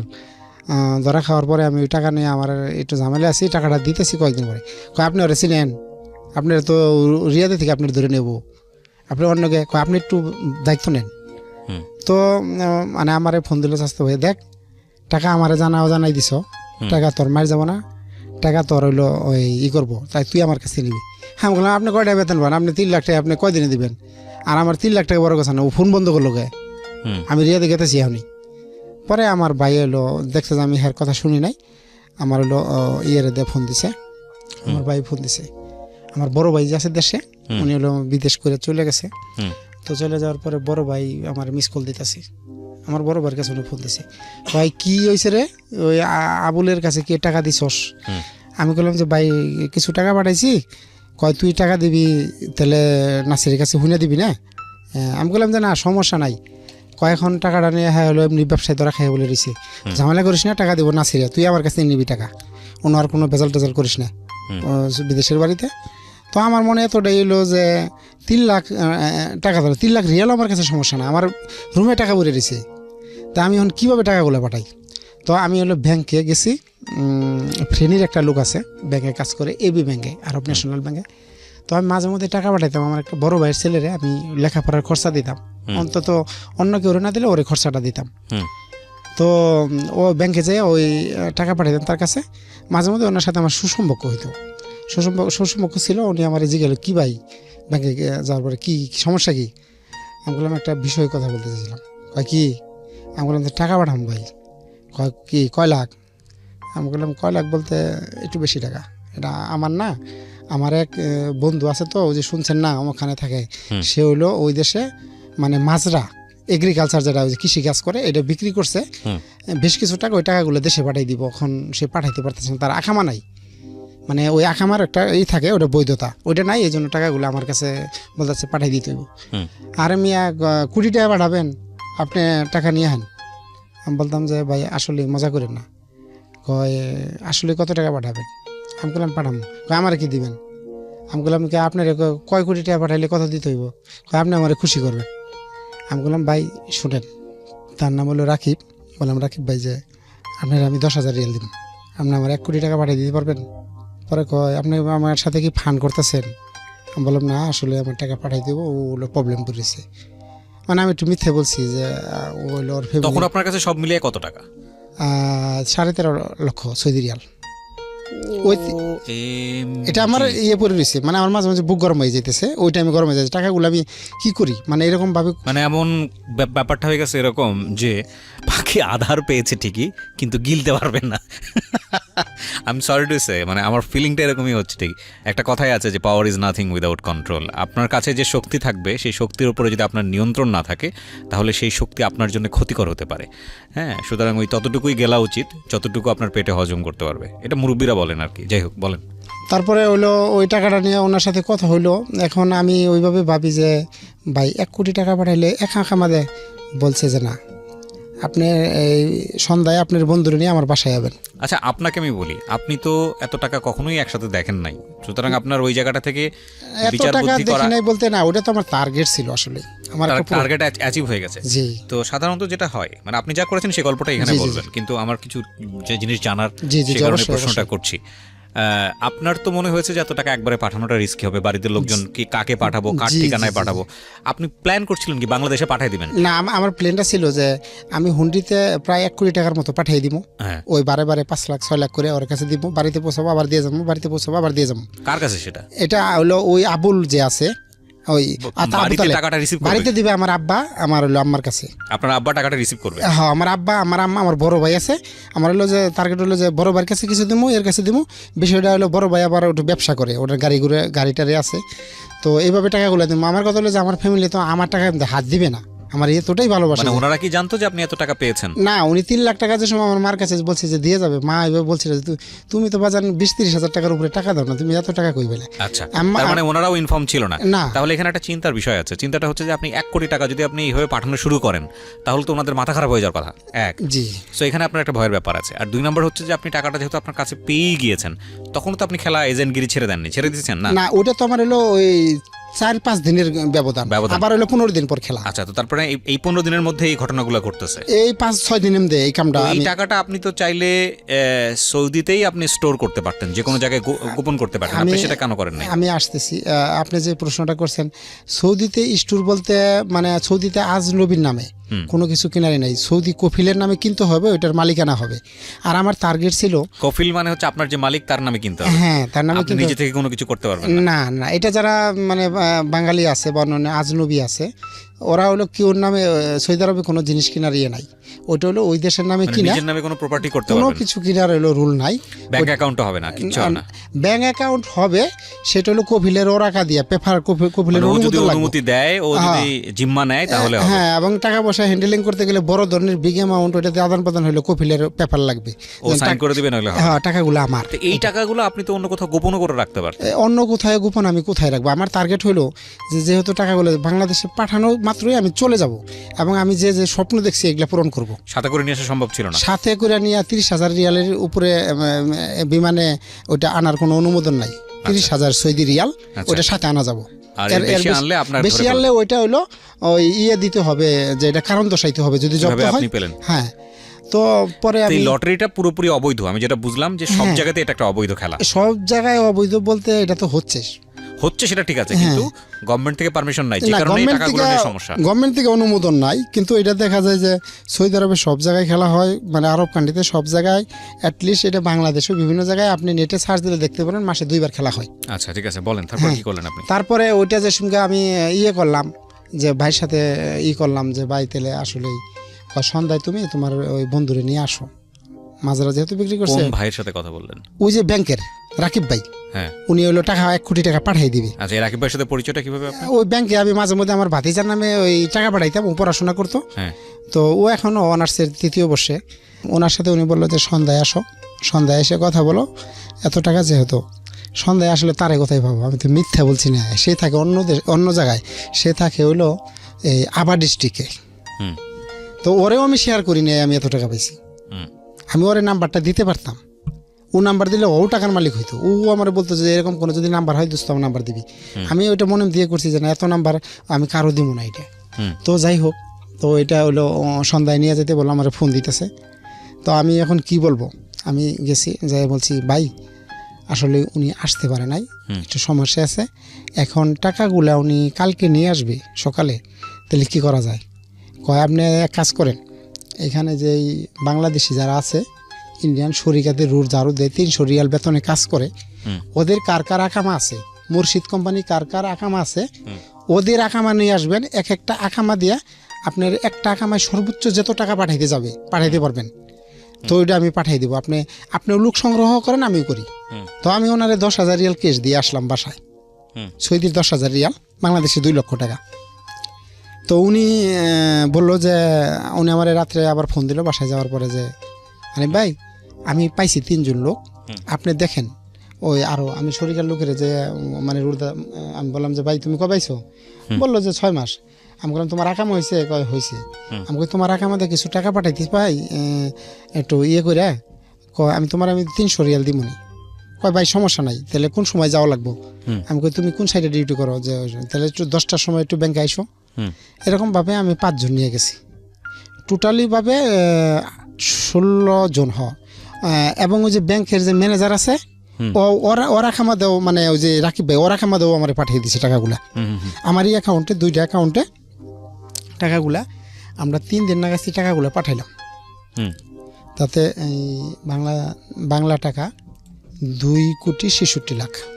বাংলা টাকায় 2,66,00,000 টাকা আপনি ওই ব্যাংকের অ্যাকাউন্টে পাঠালেন? হ্যাঁ, পাঠানোর পর আমার নিজস্ব অ্যাকাউন্টে। উনি আমার এমন বুদ্ধি দিল, ভালো লোক, যে হালিম ভাই আসলে এই জীবনে হয়তো আপনার ভাগ্যে টাকাগুলো জুড়ছে, আমি জানি আপনার টাকাই খুব এই লোক, আপনি টাকাগুলো নষ্ট করেন না, আর টাকাগুলো ব্যাংকে পাঠিয়ে দিলাম। আপনি যাইয়া ভালোভাবে উত্তোলন করে যাই কিছু করতে যান, কেউ জানি টের না পায়। টাকা পয়সার বিষয় কিন্তু ভাই বাইরে দেখতে পারে না, এটা কিন্তু আপনি প্রবলেমে পড়ে যেতে পারেন। কেউ আপনার নামে এত টাকা আছে এটা যদি জানতে পারে, আর আপনি টাকাগুলো কীভাবে পাইছেন আপনি বলুন। আর আপনি দ্রুত গতিতে আপনি দেশে এখন হলো যত সম্ভব আজকে পারেন, আজকে যে আপনি ছুটি লাগাইয়া চলে যান। তো আমি ওই যে পুলিশ ইন্সপেক্টরের সাথে করলাম, মানে আমার গাওয়া বানাইতাম, হ্যাঁ আমি ফোন দিছি। ফোন দেওয়ার পরে তার ফোন বন্ধ, আবার ফোন দিছি, খুলছে। খোলার পরে আমি কইছি যে আপনি, মানে এইভাবে আরবিতে বলছি, সাদিক হুয়েন। পরে বলতেছে দেখ আমি তো বাসায়। আমি কইলাম যে আমার একটু কথা আছে। কই তুই কো? আমি কইলাম টেলিফোনে কোন তেমন আমি এরকম। কই কে তোর টাকা লাগবো? আমি কইছি না দরকার আছে। কয় তুই তাহলে 4টার পরে আয়। আমি কইছি না এখন আর লাগবো। পরে ও শুয়ে পড়ছিল ডিউটি করে যে, পরে আমার এলো কই তুই আয়। পরে আমি গেছি, আমি যাই কইছি দেখ, মানে একটু অ্যাক্টিং করছি যে আমার মা অসুস্থ, আমার বসের তুই একটু ফোন দিবি, ফোন দিয়ে কালকে যে, মানে আপনার ছুটির ধান্দা করছেন, বাড়িতে যাবেন। হ্যাঁ, মানে আমি করি, কয় দেখ এই সৌদি আরবে আমার লাইফে যতই বাঙালি আছে, তোর মতো আমি কেউ ভালোবাসি না, আর তোর যে মোদির বস আছে তোরেও খুব ভালোবাসে। আমি ফোন দিব আর তুই যাবি, দেখবি কালকে সব কিছু 1 ঘন্টাতে তোর ফ্লাইট হয়ে যাবো। তো আমি রাত্রিতে সব কিছুই করতেছি যে এখান থেকে ওই যে যারা আমি 5,000 টাকা করে দিতাম পুলিশ, ও আমার ফোন দিতেছে, কই এই মাসে টাকা তুই দিলি না, ফোন দিয়েছে। তো আমি কইতেছি দেখ আমি টাকা তো তোরে দিব, সমস্যা নাই, তুই আমি 3 দিন পরে টাকা দিব।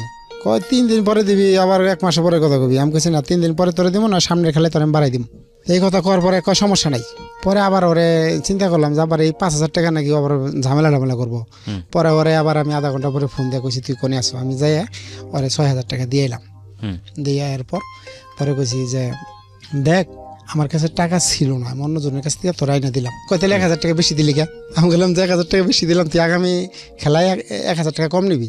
কয় ও সমস্যা নেই, মানে সে জানি এটা বুঝতে না পারে। আমি কইছি তুই টাকা নিয়ে ফোন দিস না, তুই প্রবলেম আছে দিকে তোর আমি 1,000 টাকা করলাম। পরে কয় ঠিক আছে আগামী খেলায় তোরে। আমি মনে মনে কইতেছি যে আগামী খেলায় আমার তুমি কই থেকে পাবা? আমি তো বাংলাদেশ। হ্যাঁ আমি তো চলেই যাবো, এই কালকে মধ্যে চলে যাবো। তো এর মধ্যে মানে আমার কাছে তখন মোটামুটি করছে 40,000 রিয়াল রয়েছে কেস। এখন আমি ভাবতেছি যে আমার ওই ছুটি, আমি সকালে গেছি অফিসে, যাওয়ার পরে কইলাম আমার ডাক দিছে, বসে ডাক দিছে, মন্দির ডাক দেখি, কয় তোর কী হয়েছে, তুই আমার কাছে কষ নাই কে? আমি বললাম দেখ হের কাছে ফোন দিছাল এই জন্য, কয় কর পেপার দি সাথে সাথে চলে কয়টার সময় যাবি? আমি বললাম যে কয়টার সময়, মানে এটা রাইসের সিগনেচার লাগবো। পরে কয় সমস্যা নাই, আমি পাঠাই দিছি সৌদি দিয়ে। পরে আমার সৌদিতে পাঠাইলো, রাইসের কাছে গেছে, রাইসে কয় আমার নাম শুনে উনি মানে করছে যে এই লোক তো গাওয়া বানায়, কয় ওই লোক পাঠাও। মানে আমি গেছি গেলে মানে কয় মানে 1 সপ্তাহ বাদে হয় ইসবুর, মানে ইসবুর কয় সপ্তাহে। যে 1 সপ্তাহ বাদে। পরে আমি কইলাম যে সে আমার মজা করতেছে, আমি কইলাম দেখ তুই আমার ছুটিটা দে, ছুটিটা দিলে আমি হলো কয় তাহলে ছুটি থেকে আসার পরে আমার অন্য কাজ করবি, মানে আমি স্বীকার করে হাল দিছি মানে আমার ছুটি নেওয়া দরকার এই কইয়া। তারপরে আমি ওখান থেকে ছুটিটা নিয়ে আসি। অফিসের মোটামুটি কিছু কেউ জানে না, মানে সিক্রেটভাবে আমি সাইন টাইন করে নিয়ে সব আইসে। এখন টিকিটের জন্য আবার টিকিট ইয়ের জন্য যে দেখতেছে তার সে আসে নাই, তার জন্য কালকে ওয়েট করতে হইব। তাই আমি ফোন দিলাম রিয়াদে, আমার এলাকার লোক আছে এক বড় ভাই খোকন ভাই। তো খোকন ভাই করলাম যে খোকন ভাই এই টিকিট কাটতে কত লাগে? কয় ইমার্জেন্সি টিকিট পাওয়া যাবো। কয় পাওয়া যাবো, কত? পরে বলতে যে লাগবো 1600-1700 লাগবো। আমি বললাম ভাই আমার জন্য একটা টিকিট কাটেন। কয় তাহলে তোমার পাসপোর্ট নাম্বার পাঠিয়ে দাও। পরে আমি পাসপোর্ট নাম্বার পাঠিয়ে দিলাম। আর আমি অফিসে এই দিক দিয়ে বলতেছি যে কালকে আমি আমার বসেও জানে যে কালকে ও টিকিটের পেপার সাইন করে টিকিট নিয়ে সন্ধ্যায় আমার নাকি দেখা করিয়া তারপরে ওগুলো পরের দিন ছুটি চলে যাবে। ও সন্ধ্যায় ওরে ফোন দিলাম, ও টিকিট কেটে রাখছে। আমি সব কিছু মিলাইয়া আমি আমার খালি শুধু বড় বাইরে বললাম যে ভাই আমি কিন্তু গেতাছি গে। হ্যাঁ, বড় বাইরে বললাম যে কয় তুই আবার হঠাৎ করে যাওয়ার। আমি বললাম আমি গেতাছি গে, ভালো থাকেন, বাংলাদেশে যাওয়ার পরে কথা হবো। আর রাকিব ভাই আমার বললো যে ফোন দিল, কয় কি হালিম ভাই এখন আপনি যান নাই, আপনি কিন্তু ঝামেলায় পড়ে যাবেন গা। আমি বললাম ভাই বিষয়টা কারো কাছে বলে না, আমি আজকে সন্ধ্যায় টিকিট রিয়াদে থেকে বুকিং দিয়ে দিয়েছি, চলে যেতেছি। কহ তাড়াতাড়ি কেটে পড়েন। পরে হলো আমি রিয়াদে চলে আসি শুধু একটা প্যান্ট শার্ট নিয়ে। আমার হলো জিনিসপত্র কাপড় চোপড় যা আছে সব আমার রুমে, মানে অন্য সব রাইখা, মানে আমার রুমমেটও জানে না যে আমি চলে আসতেছি। তো আমি রিয়াদে আইসা ওনার কাছে আমি 4000 টাকা দিই। 4000 টাকা দিয়ে ভাই এই যে টিকিট কাটেন। তাহলে আমার এলাকার একটা লোক আছে দূর সম্পর্কের বাইনা লাগে, বাইনারে কইছি বাইনা ই করো, মানে কি কিনা যায়। কয় এখন আমার কয় মামা আপনি তো কি হঠাৎ করে দেশে যাইতেছুন, কি কোনো গেম টেম লাগছে নাকি? আমি বললাম যে না আমার বাড়িতে যাওয়া দরকার। পরে রিয়াদে বাথা মার্কেটের থেকে কম্বল টম্বল যা আছে এভরিথিং টেম্পোরারি কিনা কার্টুন কুটুন বান্ধা দেখেন মানুষ কতটুকু খোকন বারবার কাছে 4000 টাকা দিছি, উনি আবার ট্যাক্সি ভাই। তো দেওয়ার পরে আমার টিকিট লাগছে 1800। তো এই এয়ারপোর্টে যখন আমার এই করে দেয়, মানে আমার সাথে তখনও টাকা প্রায় 28,000 টাকার মতো রিয়াল। তো খোকন ভাই কইছি খোকন ভাই তাহলে বাকি টাকা কই? কয় আরে তুমি টাকা দিলে 2500, 500 টাকা আবার চাও নাকি তুমি? তা আমি কইছি খোকন ভাই শোনেন টাকা পয়সা কিছুই নাই, আপনার আমি 4000 টাকা দিছি। তাহলে দেখি, মানে এটা অ্যাক্টিং করলো, অ্যাক্টিং করে কয় ও হো 1000 টাকা দিয়ে পড়েছে, ধরো এই নাও 1000 টাকা। আমি কইছি যে টাকা বড় কিছু না, কিন্তু আপনি আমার সাথে মিথ্যা বললেন কেন? কয় সমস্যা নাই, টাকা হলো একটু টাকা পয়সা তোমার কাছে আমি বুঝছি, গেম টেম লাগছে চলে যাইতেছো। তাহলে ওই যে আবুলের বিষয়টা ওরা জানছে যে আমি এর আগে 3 লক্ষ টাকা দিয়ে গেছি, ওইটা ওর সাথে শেয়ার করার পর ওরা ই করছে। তাই আমি 1000 রিয়াল দিছে, আমি 1000 রিয়াল সামনে আমি এয়ারপোর্টে আইনে আমার হলো উনি এনে দিয়ে গেল। দিয়ে যাওয়ার পর আমি এয়ারপোর্টে 2 জন লোকের আমার যে হয়েছে, মানে ইমিগ্রেশন পার হওয়ার পরে মানে সমস্ত ঝামেলা শেষ। হওয়ার পরে আমি ফোন দিলাম, প্রথম আমার যে একটা বন্ধু আছে আলমগীর, যে হলো আমার এই খেলার নাম্বারই করছো, আর আমি ফোন দিলাম দোস্ত আমি তো চলে যাইতেছি। কয় তুই চলে যাইতেছিস মানে? যে হ আমি কিছু টাকা আসলে আসছিল তোর কাছে লুকাই নাই। কয় কত? আমি বললাম যে কিছু টাকা আছে, যাইতেছি, হয়তো আমি আর সৌদি আরবে আসবো না। আচ্ছা, তুই দোয়া করিস আর চলে আয়, ব্যবসা বাণিজ্য করিস। কয় তুই আমার কাছে বললি না? আমি বললাম না দেখ এটা অন্য ফাংশনের টাকা, তুই কিছু ভুল বুঝিস না, মানে আমি চলে যাই, তুই দোয়া রাখিস। পরে খোকন ভাইয়ের সাথেই করলাম। খোকন ভাই বললো যে হালিম টাকা পয়সা যাই ই করছো, টাকা পয়সাগুলো নষ্ট করো না, তুমি তো অন্য টাইপের মানুষ, দেশে যে কোন পরিস্থিতিতে পড়ো, আমি জানি কিছু টাকা পয়সা তোমার কাছে আছে, ওই আবুলের কাছে তুমি 3 লক্ষ টাকা পাও বাংলা টাকা, হয়তো কত টাকা আমি জানি না। আমি ওরে বুঝেছি যে ভাই বাংলাদেশের হলো 20-30 লাখ টাকা আমার আছে অ্যাকাউন্টে, মিলে হবে, চলতে পারবো। তাই আমি এয়ারপোর্টে আসলাম। আসার পরে আমি ওই টাইমে বাড়িতে জানি নাই, শুধু আমি বাড়িতে এটুকু বলছি মা আমি যে কোনো দিন চলে আসতে পারি। তো আমার বড় ভাইও বলছি। তো আমি আমার একটা সন্দেহ ছিল যে এতগুলো টাকা পাঠাইছি, যে আসলে টাকাগুলা যদি উজে যে পুলিশের কাছে আমি কন্ট্যাক্টই করি, অতি যদি জানা ফেলায়, অতি আবার খবর রাখতো যে আমার কত গেম লাগে কি লাগে, ও পার্সেন্টেজ মানে ওইগুলা বিভিন্নভাবে লোক লাগাই রাখতো। তাহলে আমার আশাটা হয়তো টাফ হয়ে যাবো। আর মানুষের জানাজানি লাগলে বাঙালিরাও জানলে, বাঙালিরাও মনে করলেন অন্য টাইপের মানুষ, মানে ধরা দিতেই করে না। তো লাস্টে আমি এয়ারপোর্ট পার হওয়ার পরে বাংলাদেশে যে সময় বিমানটা উড়ে গেল, তখন আমার আত্মাটি হলো যে অন্তত আমি জীবনে সাকসেস। কারণ আমার মতো এই টাকাটি বয়রাতুল, মানে আমার যে ইউনিয়নে এরকম আমার মতো বয়সী কেউ মালিক নেই। অর্থাৎ আমি সবচেয়ে, সালের ঘটনা এটা 2014 সালের হ্যাঁ যখন এয়ারপোর্টে নামার পরে এখন আমি চিন্তা করতেছি যে কি করা যায়। আমার বাইসটা তখন ইন্টারমিডিয়েট পরীক্ষা দিছি, দেওয়ার পরে তো ও হলো ভার্সিটি কোচিং করতেছে ঢাকা মিরপুর 10-এ হুম। থাকে। তো থাকাতে ও আরেক ফ্রেন্ড নিয়ে থাকে। ওরে আমি ফোন দিলাম যে তুমি কোথায় আছো, বললো যে মিরপুরে। আমি বললাম তুমি এয়ারপোর্টে চলে আসো, তোমার ফ্রেন্ড আছে না সাথে, বললো হ্যাঁ। আসার পরে ওরা দুজন কাছে যাওয়ার পরে আমি দেখলো আমারে বলতেছে যে তাহলে চাচা ব্যাগ টেক মানে সব ঠিক হই, এই যে মালপত্র এনে নাও। আমি কোথায়, বাড়িতে? আমি বললাম না, আগে তোমার যেহেতু হয়ে গেছে, সন্ধ্যা হয়ে গেছে, তোমার আমি থাকবো, থাকার পরে কালকে আমরা রিল্যাক্সে বাড়িতে যাবো। তো ওরাও খুশি যে চাচা যায় আমার থাকবো। আসলে ম্যাচে ওঠার পরে সবাই পরিচয় করে দিলাম আমার চাচা। অনেকেই আমার মানে ভালোই করলো। আমি হলো 1000 রিয়াল দিয়ে দিলাম ওদের, যে এই টাকাটা তোমরা হলো ম্যাচের যত খরচা আছে তোমরা হলো এটা করবা, প্রায় 20,000 টাকা আর কি। ওরা সবাই এটা এইভাবে করলো যে না, অমুকের চাচা তো ভালো, 1000 রিয়াল আমাদের ম্যাচ খরচা কেউ 1 মাসের লাগবে না। দেওয়ার পরে তে করলাম, একটা গাড়ি ঠিক করলো। আমার বাতিজারে কোথায়, তাহলে আমার ওর সাথে এক ফ্রেন্ড আছে, হ্যাঁ সচেতন, বলতেছে যে আমার বাচ্চাটা খুব সহজ সরল, যে চাচারে কিন্তু একাই দেন যাবো না, ওনার সাথে মালপত্র থাকতে পারে, ওনারে চল আমরা বাসায় একবারে গ্রামের বাড়িতে পৌঁছাই দিম। পরে ওরা একটা গাড়ি করলো, করার পরে আমরা ডাইরেক্ট হলো নিয়ে গেলো গ্রামের বাড়িতে। যাওয়ার পরে বাড়িতে গেছি, যাওয়ার পরে ওই যেদিন গেছি ওই দিনকে সন্ধ্যায় 3 লক্ষ টাকা দিয়ে গেছে ওই আবুল তালেব আছে না, ওই যে 3 লক্ষ টাকা দিছিলাম আমার যাওয়ার আগে, 3 লক্ষ টাকা বাড়িতে মানে আমার মার কাছে দিয়ে গেছে। তো আমি যাওয়ার পরে সাথে সাথে এই দিক দিয়ে রাহ হয়ে গেছে, যে পর্যায়ক্রমে হয়ে গেছে যে আমার এত লাখ টাকার গেম লাগছে, এত লাখ টাকার গেম লাগছে, এত লাখ টাকা। ওই পুলিশে শুনছি আমি গাড়ি থেকে নামার পরই, মা বললো যে ওই টাকাগুলোও দিয়ে গেছে 3 লাখ টাকা। মানে 3 লাখ টাকা দেখ না দেখ আমার খুব সুখ আফসোস ছিল না, কারণ আমার তো আমি চলে আসছি। তো আসার পরে হলো বাড়িতে করলাম, আমার ভাতিজা চলে গেল ওই ছেলেটা সহ, ওর ফ্রেন্ড। যাওয়ার পরে আমি ওরে বললাম যে তুমি দেখো কোথায় কোথায় এই হবে, ওদের রেজাল্টটা আবার হবে সামনেই কিছুদিনের মধ্যেই। তো আমি এইভাবেই করলাম যে সৌদি আরবে আসার পরে মানে সবাই ওই দিক দিয়ে হয়ে গেছে যে আমি 24 লক্ষ রিয়াল আমি নিয়ে পড়ছি। ওই যে পুলিশটা লোকালি কাজ করতো, ওর কাছে সবাই বলছে। আর আমার একটু ছিল একটুকু পিছিয়ে যে সমস্ত বাঙালিরা মানে কম বেতনে কাজ করতো, ওদের দেশে কোনো সময় মাসে 30,000 40,000 টাকা পাঠানো লাগতো।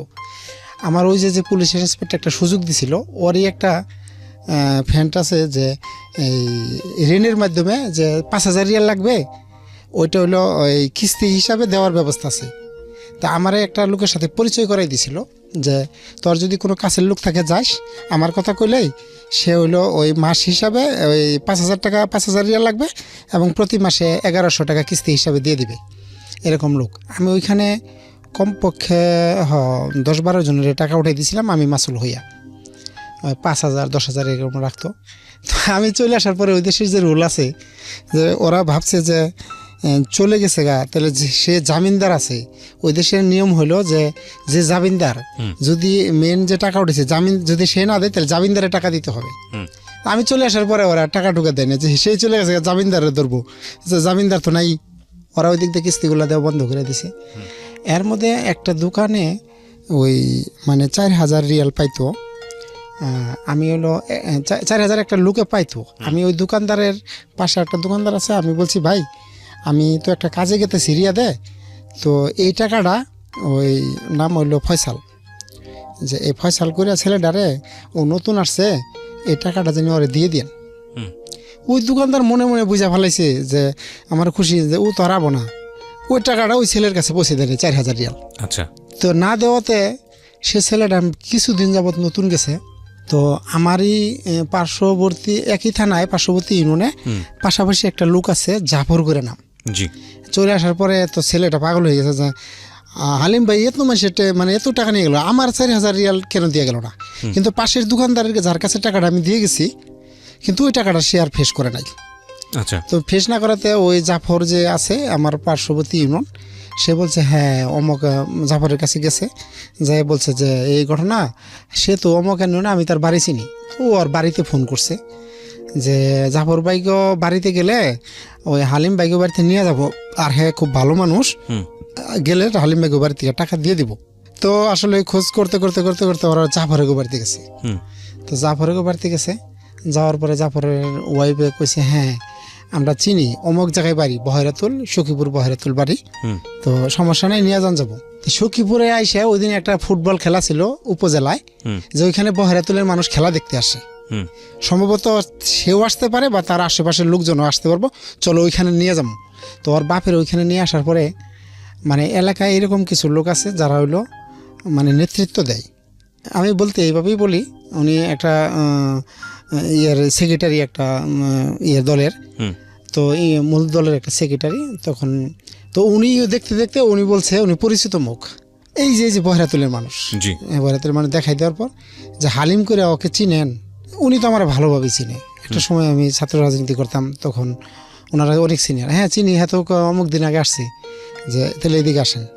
তো এদিকে ডেকে না বলছে যে দেখেন এইভাবে এইভাবে এইভাবে এই ছেলেটার হলো 4,000 রিয়াল মানে নিয়ে পড়ছে, এইরকমভাবে শুনলাম যে 24 লক্ষ রিয়াল নিয়ে পড়ছি।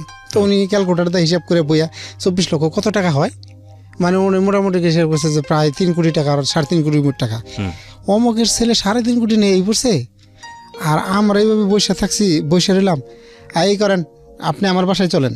তো ওনার বাইরে বাসায় নিয়ে গেছে, নিয়ে খাওয়াই টাওয়াইয়া মানে বাসায় রাখছে। রাত্রে রাখার পরে তো উনি আমার মানে বড় ভাই, আসলে আমার অনেকটা ইয়ে করে, যদি অন্য আমরা ইয়ে করি। তো উনি আমার ফোন দিছে সকালবেলায় 10টার সময়, আমি বাজারে ঘুরতেছি। ভাই আমি একটা জিনিস বুঝতে পারছি না, এত জটিলতা দরকার কি আছে? টাকা চলে আসছে আপনার অ্যাকাউন্টে, আপনি চেকও করছেন, ব্যাংকে আছে, সেটা ব্যাংক একটা রাষ্ট্রীয় প্রতিষ্ঠান। জি আমি আপনি আসতেছি। এসে আমি আপনাকে প্রশ্নটা করি, প্রশ্নের উত্তরটা জানা জরুরি। জি। আপনি এসে ব্যাংক থেকে টাকাটা তুলে নেবেন, সমস্যাটা না কোথায়? আমি আসছি তো হলো 3 দিন হয়, আচ্ছা কেবল 3 দিন। হ্যাঁ আর ওই দিন মাঝখানে হলো শুক্রবার ছিল। আচ্ছা আচ্ছা তারপরে এর মধ্যেই ওই যে ওই টাকাটার জন্য লোক এসে পড়ছে, ওই যে 4,000 টাকার জন্য।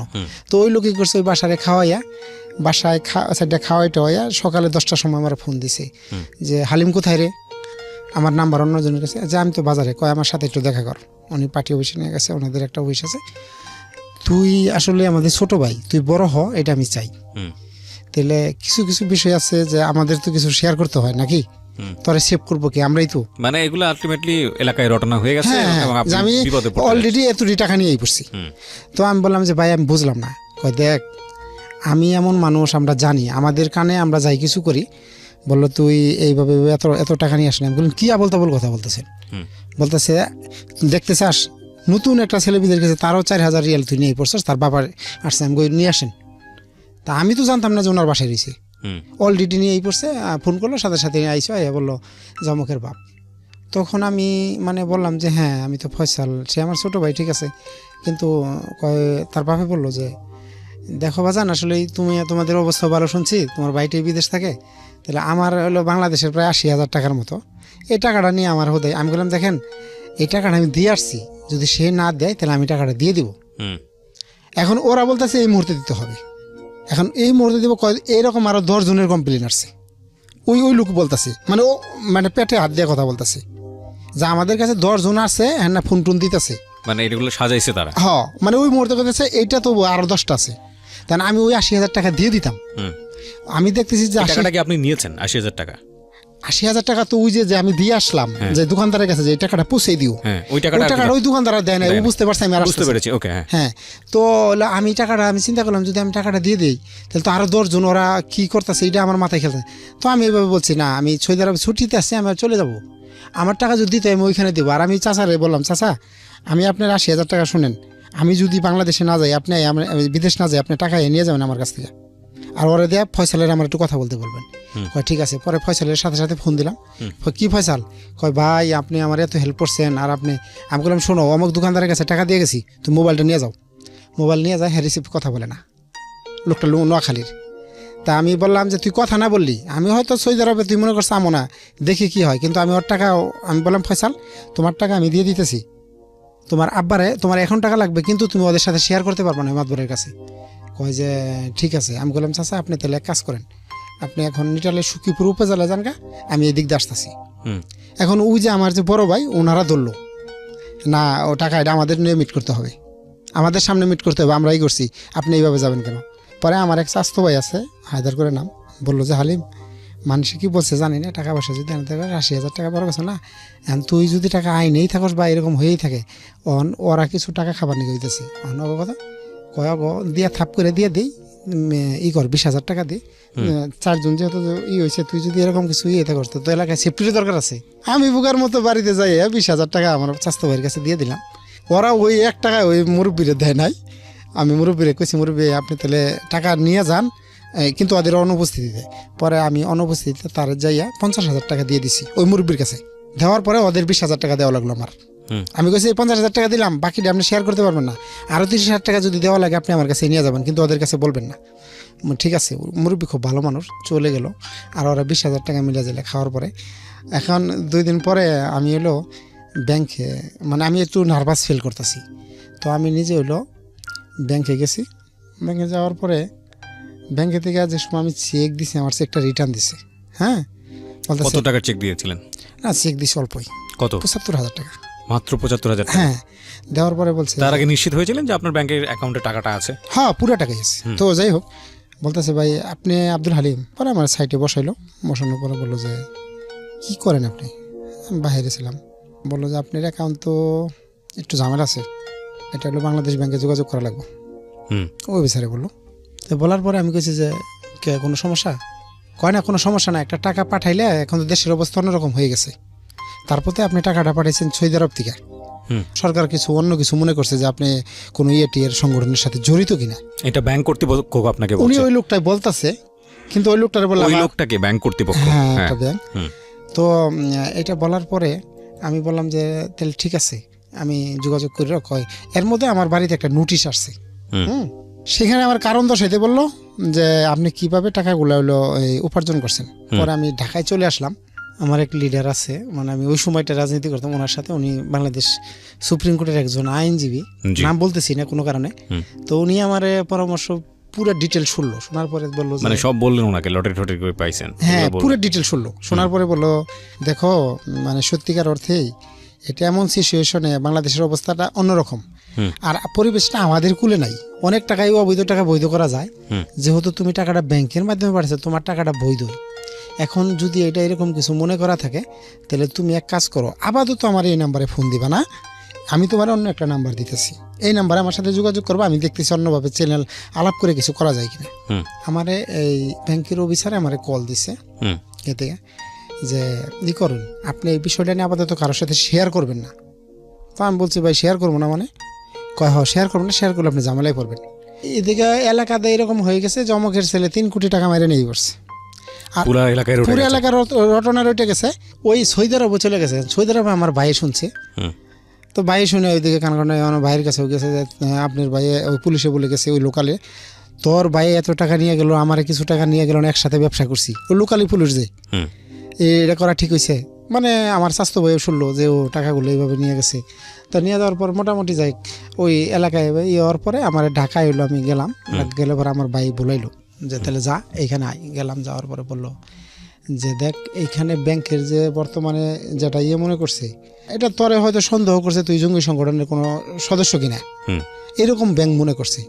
তো ব্যাংক মনে করলে এটা কারণ দর্শানো যাবো, ওই দেশে কিভাবে টাকাগুলো উপার্জন করছে সেটার যে ব্যাংকে তুই পাঠাইছো ওই রিসিপ্টগুলো আছে।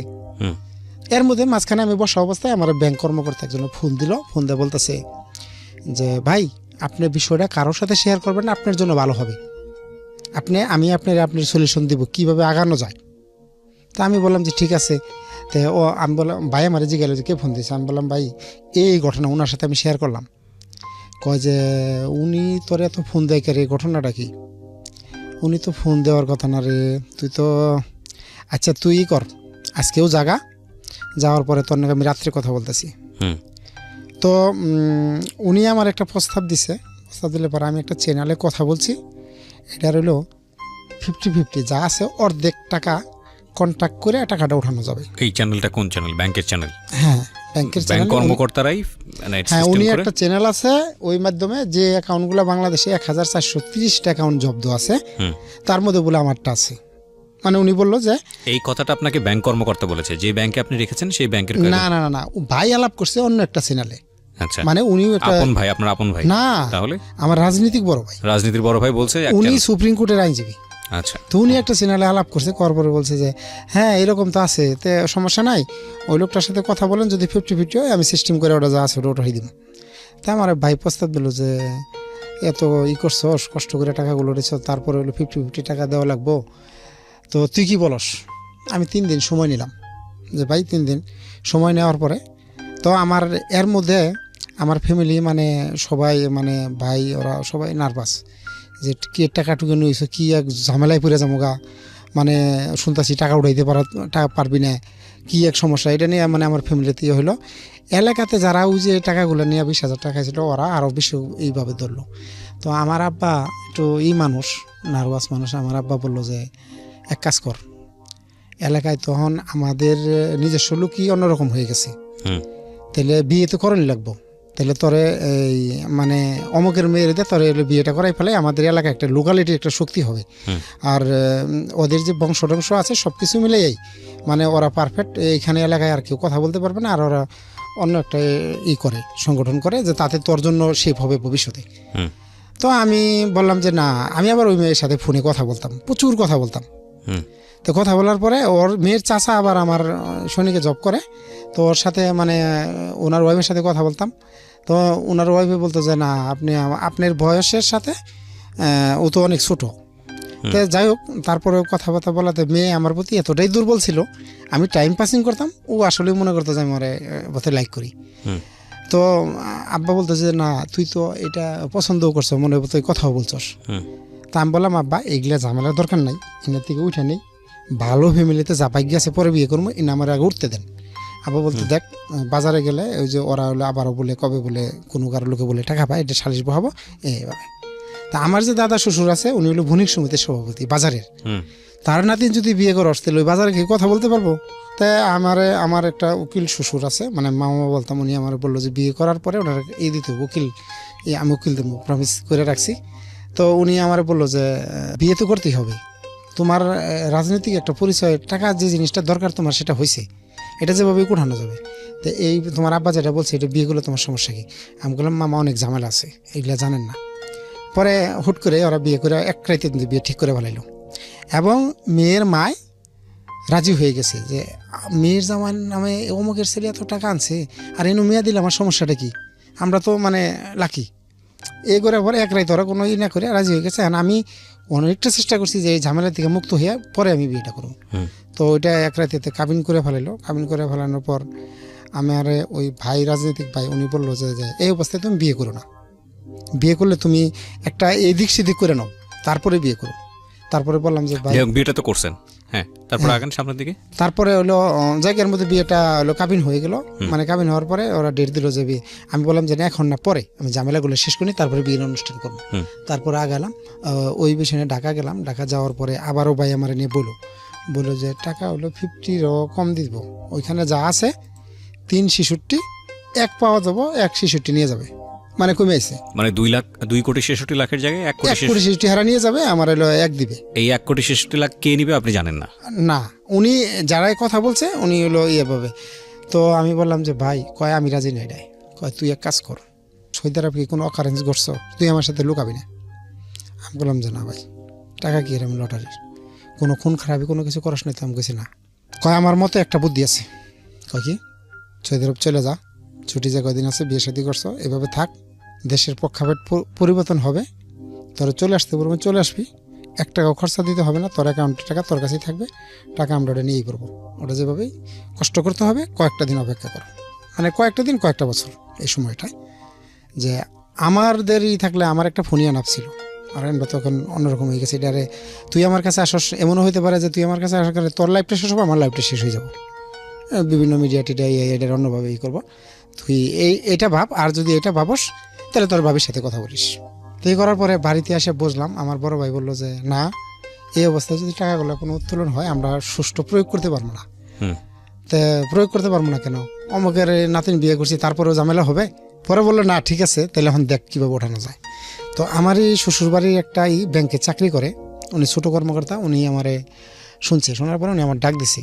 উনি আমার বড় ভাই, বললো যে হালিম, শুনছি এই ঘটনা সত্য কি? আমি বললাম যে কয় তাহলে আমার একটা আছে, মানে আমাদের ওই ডিস্ট্রিক্টের একটা থানার উপজেলার চেয়ারম্যান, বললো যে তার মাধ্যমে উনি অনেক লোক আছে, তার কাছে তোমার নিয়ে যাবো। তো ঠিক আছে, আমার নিয়ে গেল, নিয়ে টোটালে উনি শুনলো। শোনার পরে ওনার বউরে 8 লক্ষ টাকা স্বর্ণ দিতে হবে। আর উনি খুব ভালো মানুষ, উনি বললো যে একটা বাংলাদেশ ব্যাংকের সাবেক যে জিএম আছে ওনার সাথে খুব একটা রিলেশন, ওনার বাসায় আমার নিয়ে যাবো। ওনার বাসায় আমার ঢাকায় নিয়ে গেল, নিয়ে যাওয়ার বললো দেখো আমি তো রিটায়ার হয়ে গেছি, তুমি এই চ্যানেলের মাধ্যমে কথা বলো। উনি তার নাম বলে দিল যে এই ছেলেটার নিয়ে তার কাছে যাও। তো আমি বললাম যে তাহলে ভাই তাহলে কি কয় আছে ওনার ব্যাংকে যে জব করে বড় অফিসার, ওনার মেয়ের বিয়ে এত তারিখে, ওই দিন তোমারে নিয়ে সরাসরি ওনার কাছে যাম। তা আমরা বললো যে নাও জায়গা। পরে আমরা হইলো এলাকায় গেলাম গা, আমারে ফোন দিল 1 সপ্তাহ পরে যে হালিম আইসা পড়ো, অমকের মেয়ের বিয়ে আমারে কার্ড দিছে, ওইখানে যে আমরা ডিটেল লাভ করুন। ও এর মধ্যে আবার ওই যে ব্যাংক কর্মকর্তাটা আমার মাঝে মধ্যে খালি ফোন দেওয়াই করে, বলতেছে ভাই আমি আর একটা চ্যানেল আছে, আপনি এই চ্যানেলটাই কথা বলেন। আমার আবার মতিঝিলে ডাকলো, কয় আপনি কার পাস ধরছেন, অমুকের পাস, সরাসরি উনি নাম বলে দিল, বুঝছেন। উনি কেমনে জানলো আমি বুঝলাম না। বলো সে তো হলো গুন্ডা টাইপের লোক, আপনার লাইফটা বরবাদ করে দিব। মানে আমি আস্ত পরে এরকম একটা বোকামি কাজ করলাম, বুঝছেন ভাই। মানে আমি যদি ওই চ্যানেলটা ধরে যাই তাহলে আমার আজকের এই পরিস্থিতি দাঁড়ায় না। আমি ওনারা অবিশ্বাস করলাম, অবিশ্বাস করে উনি আমারে বললো মতিঝিলে নিল, নেওয়া বলে বললো যে সবই ঠিক আছে, একটা কাজ করো, তুমি তোমার বয়স যেটা আছে, তুমি অনেক টাকার মালিক হয়েছ, তুমি সৌদি আরব চলে যাও, এইটার যে ব্যাংকের থেকে পাঠাইছো ওই রিসিপ্টগুলো লাগবে, তুমি রিসিপ্টগুলো উঠাইয়া ওই রিসিপ্টগুলো নিয়ে আসো, তোমার টাকা উঠাইতে 1 টাকাও লাগবে না, তুমি আমার নাম্বারটা নিয়ে যাও, রিসিপ্টগুলো যে কোনোভাবে তুমি আমার ইমেলে পাঠিয়ে দিবে, তারপরে আমি বিষয়গুলো দেখতেছি। এই করতে আমার ছুটি শেষ হয়ে আইলো। মানে আমার এতটাই মন চাইলো না যে সৌদি আরবে গেলে আমি প্রবলেম পড়তে পারি। জি। পরে ছুটির শেষ যেদিন আমি সৌদি আরবে চলে গেলাম ওই রিসিপ্টগুলো আনার জন্য, ওইটা আমি আনছিলাম না। তো আনার পরে সৌদি আরবে আমি যেদিন ঢুকি, যাওয়ার পরে আমার বসেরে ফোন দিছি, বসের উল্টা পাল্টা বুঝাইছে, বললো যে তুই তো অনেক টাকা নিয়ে গেছিস। আমি বললাম টাকা নিলে আমি সৌদি আরবে আসতাম, মানে আমি আরবি প্রচুর বলতে পারতাম, ভালো বুঝাই বলতে পারতাম। বুঝাইলে বলে তুই আয় পর, তুই আয়া আমার অন ডিউটি কর। পরে যে আমি ডিউটি করি, ওই যে পুলিশ অফিসার ওই আমারে ফোন দিল, ফোন দেওয়া বললো যে তুই আইসস, তুই তো হারামি, মানে আমার কথা কইলো। আমি বলে কে তুই তো টাকা নিয়ে গেছিস গে তুই। আমি বললাম দেখ আমি যদি টাকা নিয়ে যাইতাম তাহলে কি আমি আর আসতাম। বললো যে মানুষে বলে ওই যে সৌদি যে মানুষের আমি টাকা উঠাই দিয়েছিলাম যে বান্দার হইয়া, তারা কোনো কিস্তি দেয় নাই, কিচ্ছু দেয় নাই, বন্ধ করে দিয়ে অফ করে রাখছে। এখন ওই পুলিশে ওই হ্যারি আমার ধরছে, আইসে অফিসে, কয় তুই তো 12 জন লোকের জামিনদার হয়েছিলি, টাকা নিয়ে দিছ, ই করে একটা লোকও কিস্তি দেয় নাই, তো এই টাকাগুলো আমার দে। তো এই কথা বলার পরে আমি কয় তুই তো তুই টাকা নিয়ে গেছিস। আমি বললাম না আসলে আমি কোনো টাকা পয়সা নিই নাই। এর মধ্যে আমার নামে হইলো যে ওই অফিসে ওই দেশে মহকুমা আছে, বুঝছেন, ওই 12 জন নামে। আমি বললাম দেখ যেহেতু ওই লোকেরা টাকা দিতেছে না, টাকা আমি দিব তোরে, তুই টেনশন করিস, আমি যেহেতু আইছি।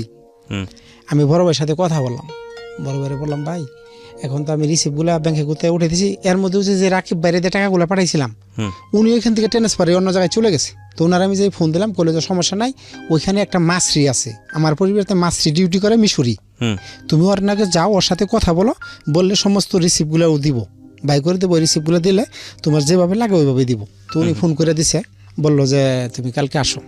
আমি আরবিতে যে কথা বুঝে বললাম, বলার পরে উনি আমার রিসিপ্টগুলো দিল। দেওয়ার পরে ওই সৌদি যে আমি বললাম যে বড় ভাই করলাম ভাই ওই যে সৌদিরা তো আমার টাকা লাগে, বলো যে টাকা লাগে, ওই আমি বললাম নয়তো যদি মামলা করে দেয় তাহলে আমি পার হইতে পারবো না। যারা যারা তোর টাকার কিস্তি দেয় নাই, কত টাকা বাকি পড়ছে, কয় যে 40,000। আমি বললাম যে 30,000 রিয়াল নি, আমি খুঁজতাছি, মানে আমি কইতেছি যে খালি খুঁজতাছি, আমি কোনো রকম বলে এটা দিয়ে আমার যে মামলাটা নেই, আমি খালি কাগজটি নিয়ে পার হইলে আমার ই করে, তারপরে তুমি যাই করো, আমার মনের চিন্তা এটা, ওটার প্রকাশ করলাম না। তা সৌদি করলো যে না 30,000 টাকা দিচ্ছে। ও আমার মিন করলো যে ও তো টাকা আসলে 24 লাখ রিয়াল মারছে, সেই পুলিশের নগে যারা 5,000 করে দিতাম, হ্যাঁ আসলো আয়সা করতেছে তুই হারামি। আমি বললাম কে, কয় তুই টাকা নিয়ে গেছো 24 লাখ, তুই আমার কমিশন হিসাবে আমি কত টাকা পাই, তুই আমার টাকা না দিয়ে কেমনে গেলি। আমি বললাম দেখ এটা মানুষের তোর বল বোঝাইছে, তুই এক কাজ কর, আমার ওই ব্যবসাটা দে, আমি তোর আবার বাড়াই দিমুনি, 8,000 করে দিমুনি, 10,000 করে দিমুনি, আমি করতে থাকি, মানে আমি যে চলে আসমু মানে ওইটা ওদের বুঝতে দিই নাই। তো আমি যে হলো ছুটি লাগাই, আমার বসেরে কইলাম দেখ আমি তো নতুন বিয়ে করেছি, এখন তো আমার ছুটি দেওয়ার লাগবো, আমার ছুটি পাওয়ানো রয়েছে, তাহলে আমার একটু ছুটি দেওয়ার লাগবো। আমি যেদিন মনে গেলাম 30,000 রিয়াল দিছি বিকালে, পরের দিন সকালে যে ওই দেশের মহকুমায় মানে মামলা করছি, ওই যে জামিনদার হয়েছিলাম না, 1,20,000 রিয়ালের মামলা করলো, যে এই লোকের কাছে জামিনদার হয়েছে 1,20,000 রিয়াল। অর্থাৎ মামলা করলো আমি আর হলো ছুটিতেও আসতে পারবো না মামলা শেষ না হওয়া পর্যন্ত। এটা যে সময় আমি শুনলাম, শোনার পরে আমার অফিসে নোটিশ গেছে, শুনি যে আমাকে এই করছে। পরে আমি মহকুমায় হাজিরা দিলাম। মহকুমার যে ওইখানে শেখ অর্থাৎ এখানে বিচারক যারা আছে, জজ আছে, ওরা আমার এই করলো যে তুই কি আসলে জামিনদার হইছ? আমি বললাম যে জামিনদার হয়েছি। বলো যে লোকে যে টাকা দেয় না, আমি বললাম টাকা দেয় না, আমি 30,000 রিয়াল দিছি, আরও যেটি পাই এডিও আমি এনে দিমু, কিন্তু আমার সময় দিতে হবে। ওই সৌদি মানতেছে না, ওই সৌদি করতেছে না আমি 1 টাকাও কম না। অন্যকে আমি মানে একটা বসে একখানে ডায়লগ করলাম যে দেখ ওরা যারা গেছে কিস্তি দেয় না বিভিন্ন শহরে গেছে, আমি তোর টোটাল 50,000 টাকা দিম, 50,000 রিয়াল দিম, তুই আমার মামলাটা উঠিয়ে নি। বলছে না, তুই 1,20,000 রিয়ালের থেকে 1 টাকা কমাবো না, তুই দিবি তো আসে না, আমি মামলা উঠাম। তাই না, আমি তো অলরেডি বাড়ির থেকে 30,000 রিয়াল নিয়ে গেলাম, প্রায় 6 লাখ, তো আরও টাকা এখন 50,000 রিয়াল আরও দিতে রাজি আছি। তারপরে মামলাটা উঠাইলে আমি দেশে চলে আসতে পারবো।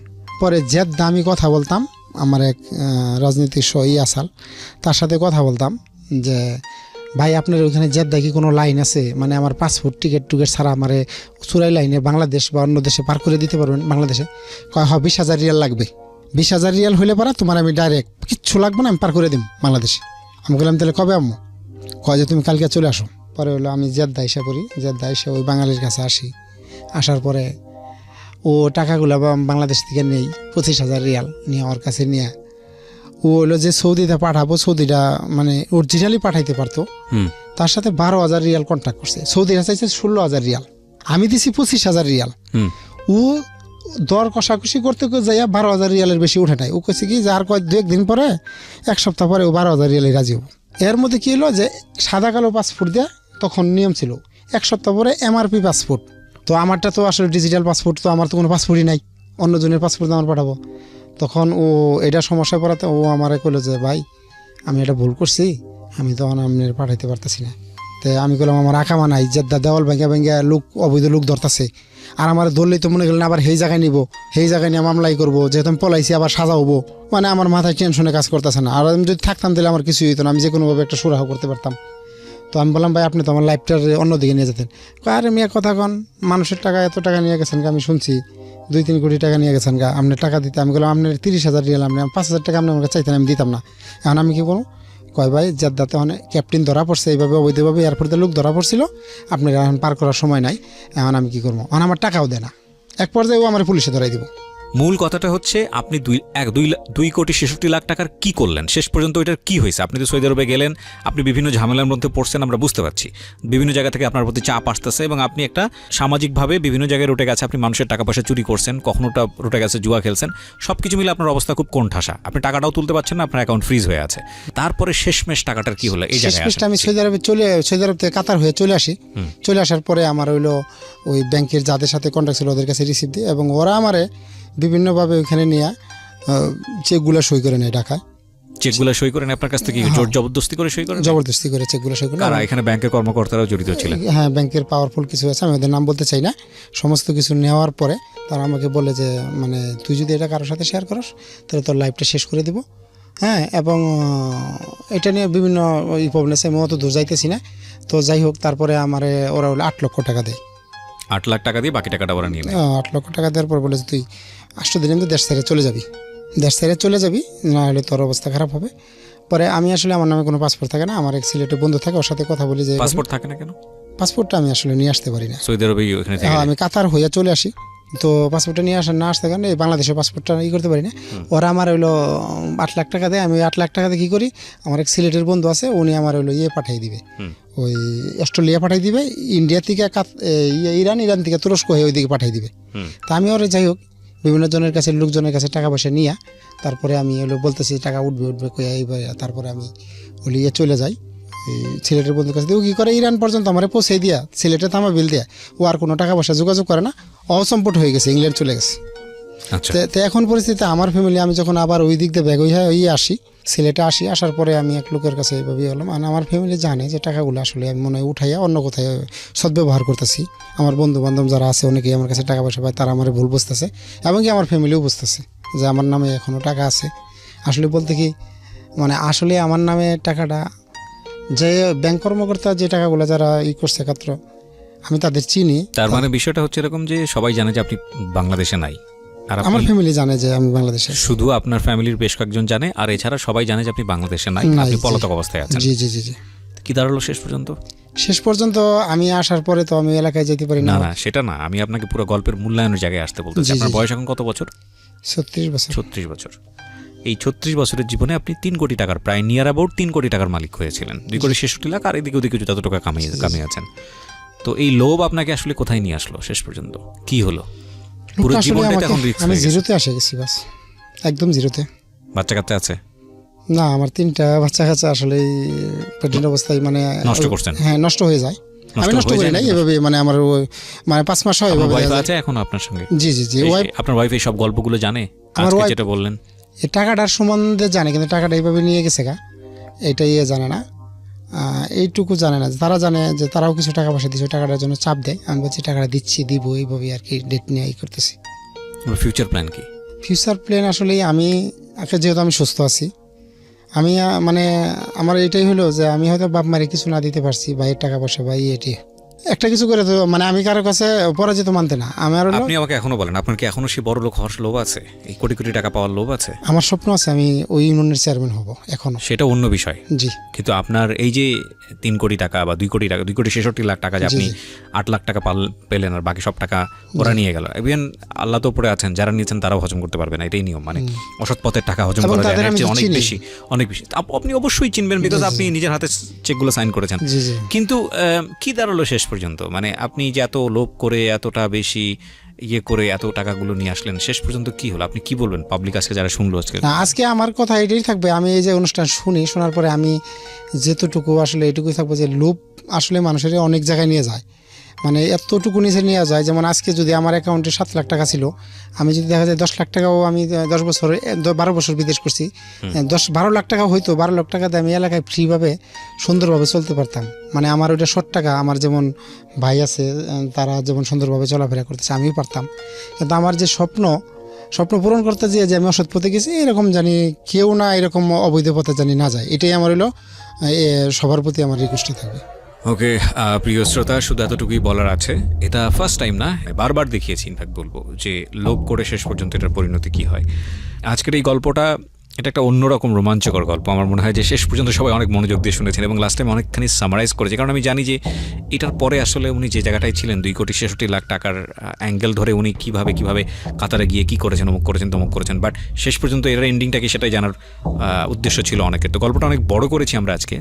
মূল বিষয়টা হচ্ছে এটাই, বিপথে যে জিনিসটা আসে সেটা শেষ পর্যন্ত থাকে না। তবে এই টাকাটা যদি উনি পরিশ্রম করে অর্জন করতেন, এই টাকার প্রতি ওনার শক্তি থাকতো, অন্যরকম সাহস থাকতো,